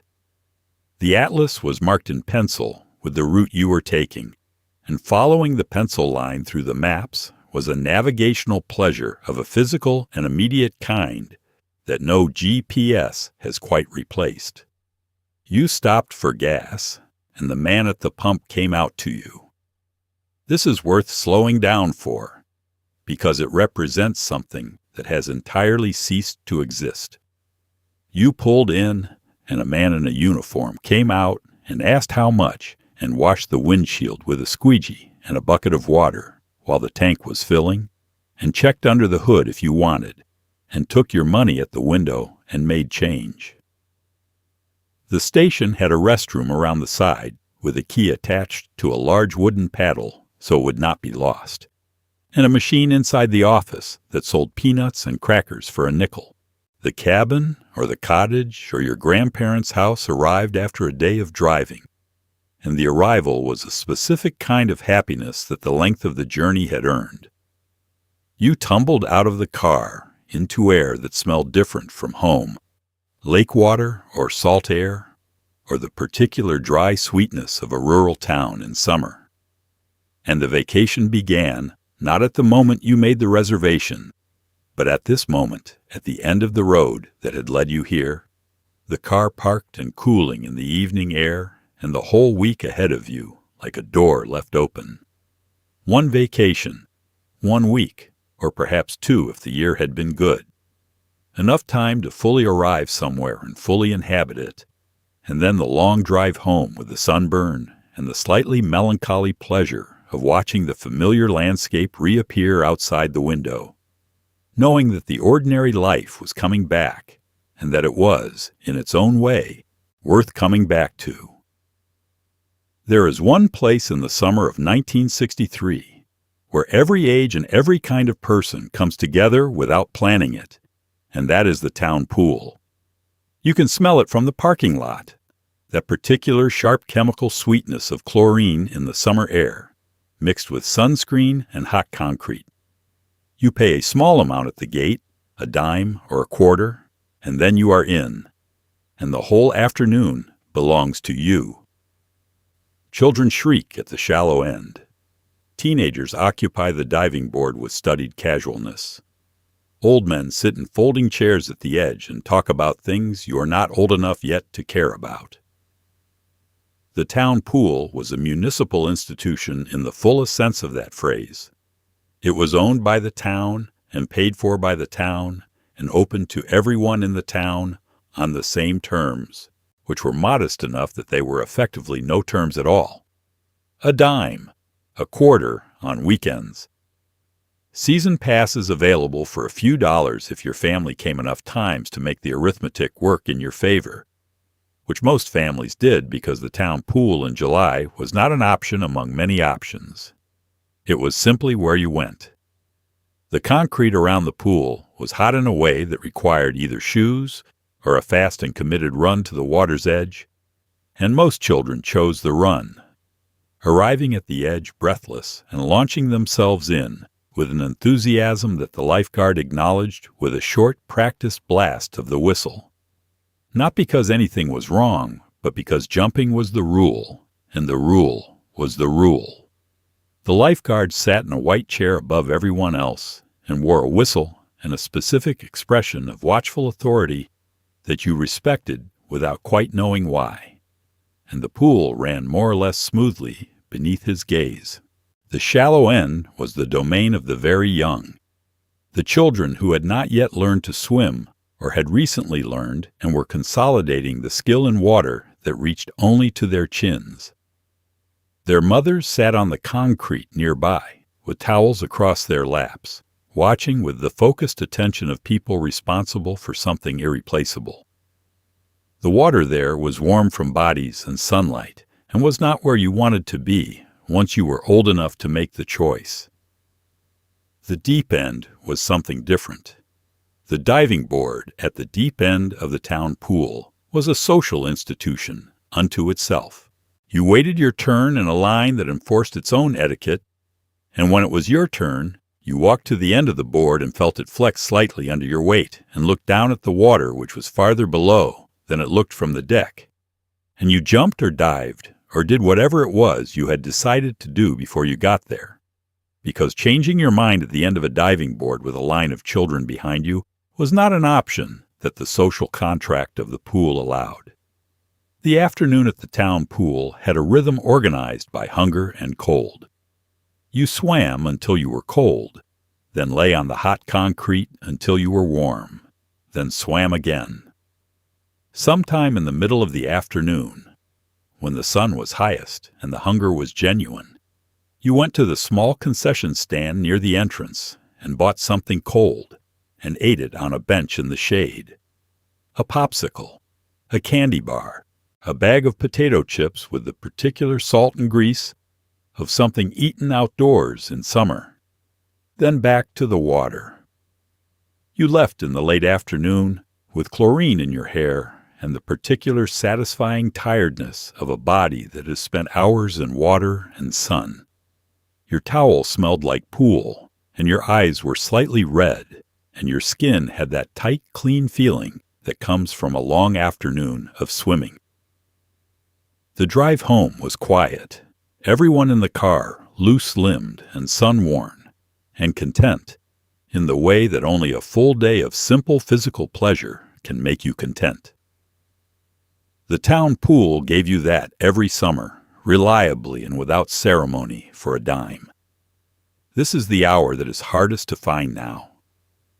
After supper, before the television came on, when the dishes were done and the kitchen was quiet and the whole family drifted out to the porch or the backyard or the front steps, just to sit in the evening air and let the day come to rest. You can smell the neighbors cooking, fading into the warm evening. Somebody has turned a sprinkler on, and it is making that low, rhythmic sound against the lawn. Children are still outside somewhere, their voices carrying farther in the cooling air. Nothing is being asked of anyone. The evening simply is. This hour existed between the end of the meal and the beginning of whatever came next. And in 1962, it was not rushed through or filled with anything in particular, because the culture had not yet decided that every interval of time was an opportunity for content or productivity or scheduled engagement. The evening after supper was allowed to be what it was: a pause, a breathing out, a moment in which the day's obligations had been met and the night's rest had not yet begun. And in between, there was this: the long American evening of June or July. The lights still good until 8:30. The air cooling by degrees. The neighborhood settling into itself. Your father sat on the porch with a newspaper he had not finished in the morning, or simply with nothing at all, his hands in his lap, watching the street. This was not boredom. Boredom is what happens when you expect stimulation and do not receive it. Your father was not expecting stimulation. He was resting, which is a different and more deliberate thing, and the porch was the place where resting happened in the warm months, because the porch was neither inside nor outside, neither private nor public, a threshold space that belonged to the evening in a way that no room in the house quite did. Your mother was there too, or on the steps, or in the yard, doing something or nothing. If something, it was something quiet. Deadheading the roses along the fence, watering the pots on the steps with a can that she refilled twice, sitting with her mending in the last of the good light. The evening had a domestic tranquility to it that was real and not performed, because there was no audience and no occasion. The family was simply outside together in the evening because the evening was pleasant and the day was done. Neighbors passed on the sidewalk and stopped or did not stop, and both were acceptable. A conversation on the front porch in the evening had its own natural length, determined by the subject and the light and the slight drift of things when the day is over, and it ended when it ended, and no one felt the lack of it when it did. Your neighbor from 2 houses down stopped and talked about the elm tree at the corner that the town was going to have to take down, and you all agreed it was a shame. And then he went on his way and the evening resumed its quiet. The children came in when they were called, not before, and the calling had a particular quality in the evening air, a mother's voice carrying down the block with an authority that was not harsh but was final. You came in trailing the smell of the evening with you, grass and fireflies and the particular outdoor warmth of a body that has been outside all day. And the transition from the evening air to the interior of the house was a small sensory shift that you felt in your skin. There is a quality of evening in that era that belongs to the specific combination of open windows and unhurried time, and the sounds of a neighborhood that is present, but not demanding. The sprinkler, the screen door down the block, the distant sound of a radio from an upstairs window playing something too faint to identify, but warm enough to add to the texture of the evening, the fireflies beginning in the yard just at the edge of dark. All of it together made something that was not dramatic and not memorable in any individual instance, and that accumulates now in the remembering into something that feels like the whole summer, like the whole era, like something true about what it once meant to be alive and unhurried at the end of a good and ordinary day. Here is the thing that is hardest to describe, and maybe the most important. The silence of 1960 was not the absence of sound. It was a different kind of presence. The world made noise, of course. Lawn mowers and screen doors and radio music drifting from a window and the distant sound of a train 2 miles away. But beneath all of it was a quality of quiet that is genuinely harder to find now. A settled, unhurried, undemanding quiet that allowed your own thoughts to arrive at their own pace and stay as long as they needed to. Nobody was competing for your attention. Nobody had engineered the moment to keep you engaged. The world simply went on around you, and you were free to be inside it, or inside yourself, or both at once. This quiet was not the product of rural isolation or extraordinary circumstance. It was the ordinary quiet of an ordinary town on an ordinary afternoon, and it was available to nearly everyone. The boy sitting on the back steps in the shade, with nothing in his hands. The woman reading in the front room, with the windows up and the curtains moving. The man in the yard turning the soil in the garden with the methodical patience of someone whose hands know what to do while the mind wanders freely. None of them were doing nothing. They were inhabiting the silence, which is a thing you can only do when the silence is actually there. The silence had texture. In the morning it was cool and slightly damp and smelled like dew on grass and the first coffee of the day. By midday it had warmed and taken on the smell of cut grass and hot pavement and the particular stillness of a summer afternoon when the heat has reached its height and the world has paused to acknowledge it. In the evening it was soft and cooling, flavored with charcoal smoke from somewhere nearby, and the smell of gardens after watering, and it had a different quality from the morning silence, less expectant, more fulfilled, the silence of a day that has been lived and is now resting. Children grew up inside this silence, and it shaped them in ways that are difficult to trace, but real. When you have long hours of unstructured quiet available to you as a child, you learn to populate them from the inside. You develop an inner life because the outer life is not constantly filling every available moment with stimulation. You learn to be bored and to move through boredom into something else. Some game invented from nothing, or some line of thought followed to wherever it leads, or some simple absorbed attention to a thing in the yard or on the sidewalk that turns out, under sustained looking, to be more interesting than it first appeared. The silence was not an absence. It was a space that your own imagination learned to fill. The adults who lived in this silence were not less informed or less engaged with the world than those who came after. They read newspapers and listened to the radio and talked to their neighbors and had opinions about things that mattered. But their engagement with information was bounded. The news came once in the morning and once in the evening, and in between, the silence was your own. Your thoughts were your own. The hour after supper on the porch was your own, and no device was reaching into it with something urgent and interesting and designed to be impossible to put down.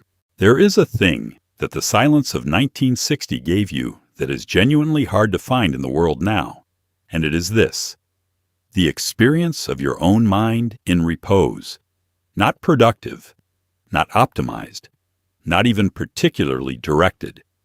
Just the mind, resting in a quiet afternoon, thinking whatever it thought, going wherever it went, with no algorithm to redirect it, and no notification to interrupt it, and no engineered urgency pulling it towards something that someone else had decided it should want.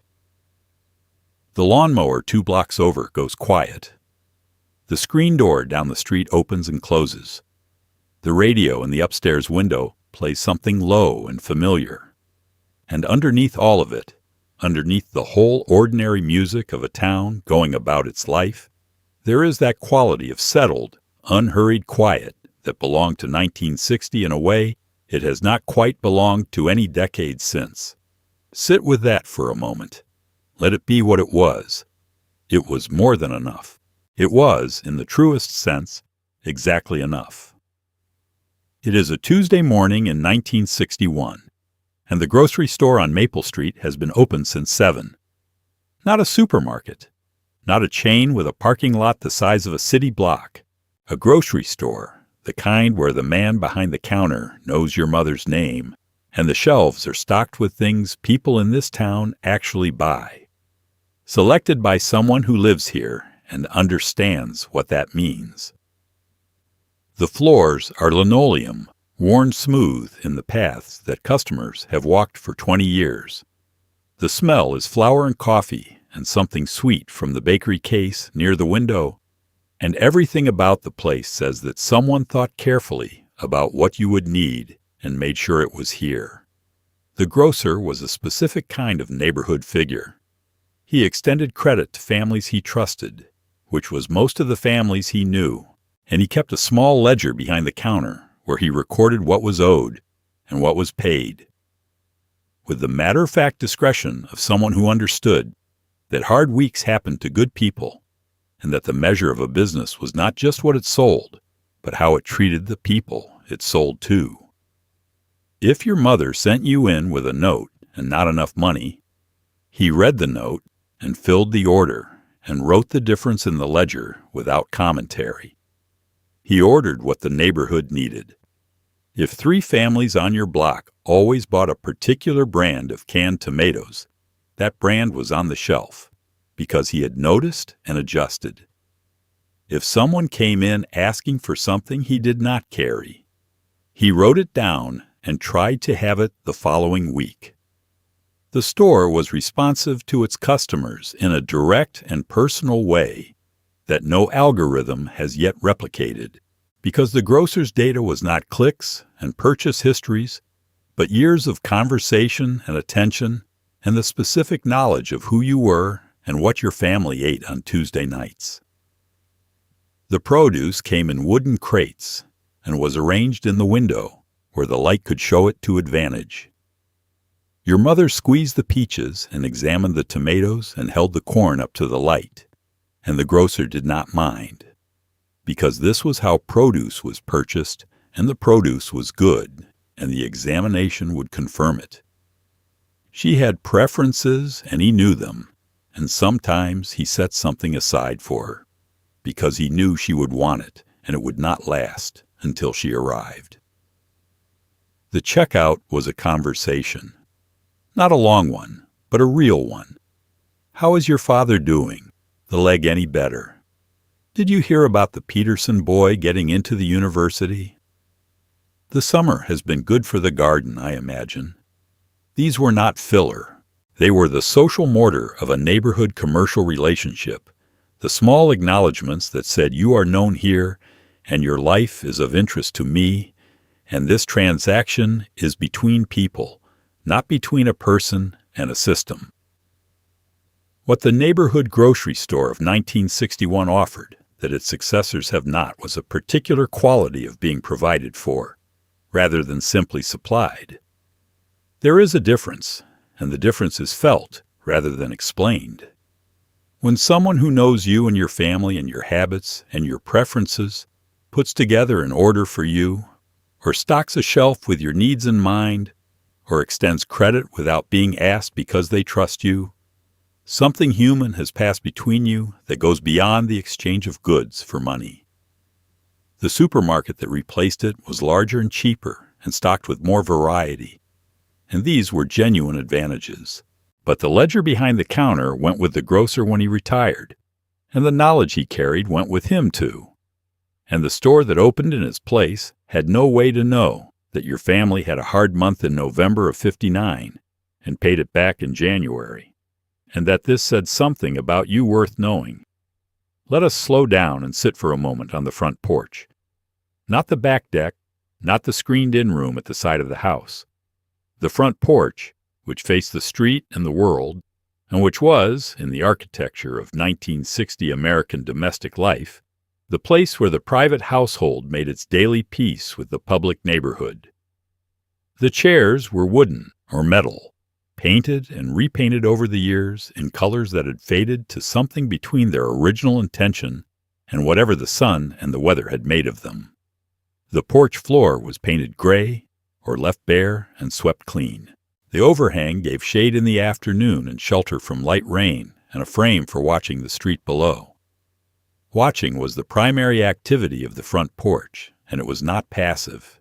To sit on the front porch in 1962 and watch the street was to participate in the life of the neighborhood through observation, to be part of the flow of the day without being in it, to be available to it without being required by it.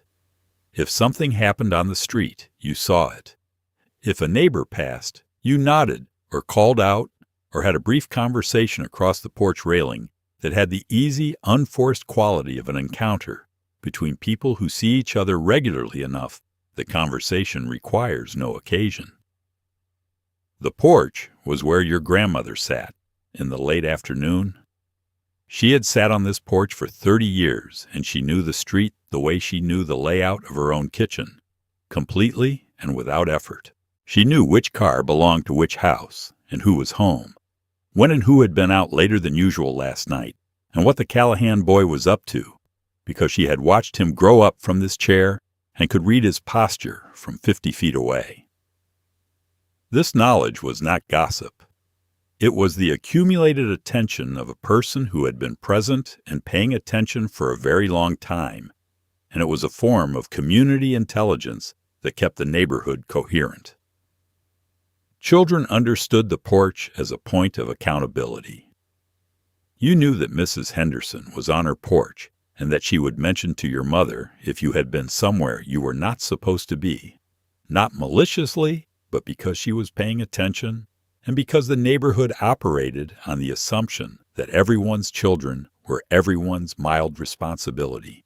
This was a surveillance of a fundamentally human kind, exercised with warmth and without authority. And it worked because it was embedded in a network of mutual care rather than institutional oversight. The evening porch had a different quality from the afternoon porch. In the evenings, especially in summer, the whole family might be out there. Your father with his paper, your mother with something to do with her hands, the children on the steps until the fireflies came, and then in the yard chasing them, the glass jar with the holes punched in the lid, ready for the purpose. The street was quieter. The light was going. Neighbors returned from evening walks and stopped to talk about nothing in particular for 10 or 15 minutes, and the conversation was good and sufficient and needed no subject to sustain it. The front porch disappeared gradually over decades as houses were redesigned to face inward rather than outward, as air conditioning made the interior more comfortable than the exterior, as the car replaced the foot as the primary means of neighborhood movement, and the street became a path between driveways rather than a social corridor. None of these changes were made with the intention of eliminating the front porch life. They were made for comfort and convenience, and they were successful on their own terms. But the front porch of 1962, with its worn chairs and its view of the street, and its grandmother watching everything, and its evening conversations that needed no occasion, was a piece of social architecture that has not been replaced by anything that does the same work. The neighborhood still exists. The knowing of each other, that particular daily knowing that the porch made possible, is harder to find. And just like that, the summer evening is fading. The light is going gold at the edges the way it does in late August, that particular slant of afternoon that makes everything it touches look like it is worth keeping. The sprinkler down the block has been turned off. The children have been called in. Somewhere nearby, someone is finishing the dishes, and the sound of it carries through an open window the way sounds carry on a quiet evening when there is nothing competing with them.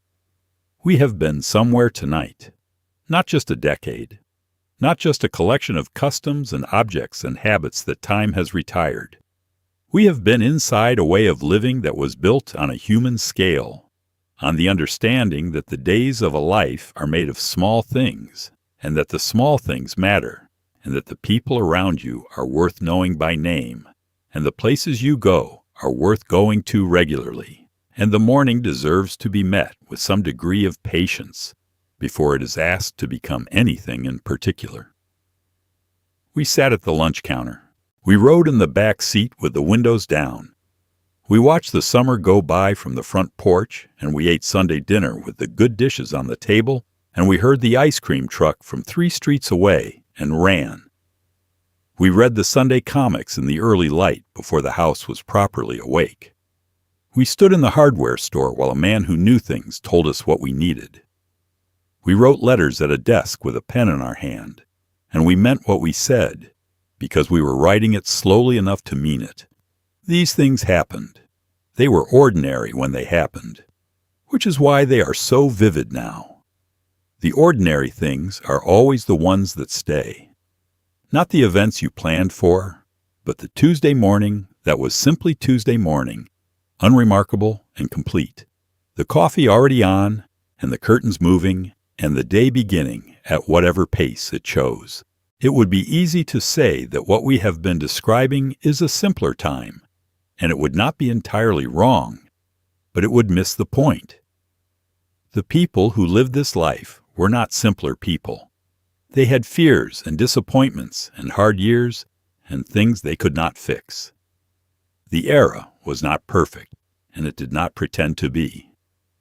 But it had a quality of dailiness, of ordinary human life conducted at the speed of a walk rather than a scroll, that gave people something to stand on. The town was real. The neighbors were known.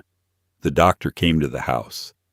The morning arrived without urgency, and the evening was allowed to rest. What this video has been, if it has been anything, is an act of attention. A slow walk through the rooms and streets and small rituals of a time that is close enough to remember and far enough to see clearly. If you lived it, I hope it felt true. If you did not, I hope it felt like something worth imagining, not as an escape from now, but as a reminder that daily life has been arranged differently before and could, in small ways, be arranged a little differently again. You do not have to rebuild the lunch counter. You probably cannot bring back the milkman or the Saturday matinee or the doctor with the black bag. But you can sit on the porch in the evening without your phone. You can write a letter to someone who would recognize your handwriting on the envelope.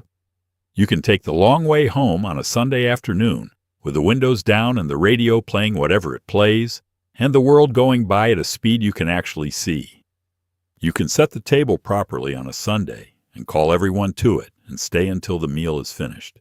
The era we have been visiting tonight is gone in most of its particulars, but the instincts behind it, the instinct toward knowing your neighbors and honoring your word, and letting the morning be slow, and eating together, and being present in the place where you actually are, those instincts are not historical. They are human. They are as available now as they were in 1962. They require only the choosing. The day is nearly done now. The gold has gone out of the light, and the street is quiet, and the first fireflies are beginning in the yard. Those small intermittent lights that mean summer is still here, that the evening is good, that there is no urgency in anything that is happening right now in this yard, on this street, in this town. Before you go, if this journey meant something to you tonight, please take a moment and leave a like. It is a small thing, and it matters more than you might think. And subscribe if you would like to come back. We have more roads to walk down together, more mornings to sit inside, more of America's quiet and ordinary and irreplaceable past to move through at the pace it deserves. And tell me in the comments where you are watching from tonight. It is one of the things I look forward to most, knowing who is here, from which city or state or country, at what hour and what kind of room, sitting with these old stories. That knowledge, that sense of a community gathered around something shared, feels appropriate for a channel about the value of knowing where you are and who is around you. Take care of yourself. Slow the morning down a little if you can. Look up from whatever the day is asking of you and find the one ordinary thing in front of you that is worth noticing. The coffee cup, the window, the particular quality of light in the room where you are sitting, and notice it properly, the way people once noticed things before everything got fast. We will be here when you come back. The porch is always open. The coffee is already on. Good night.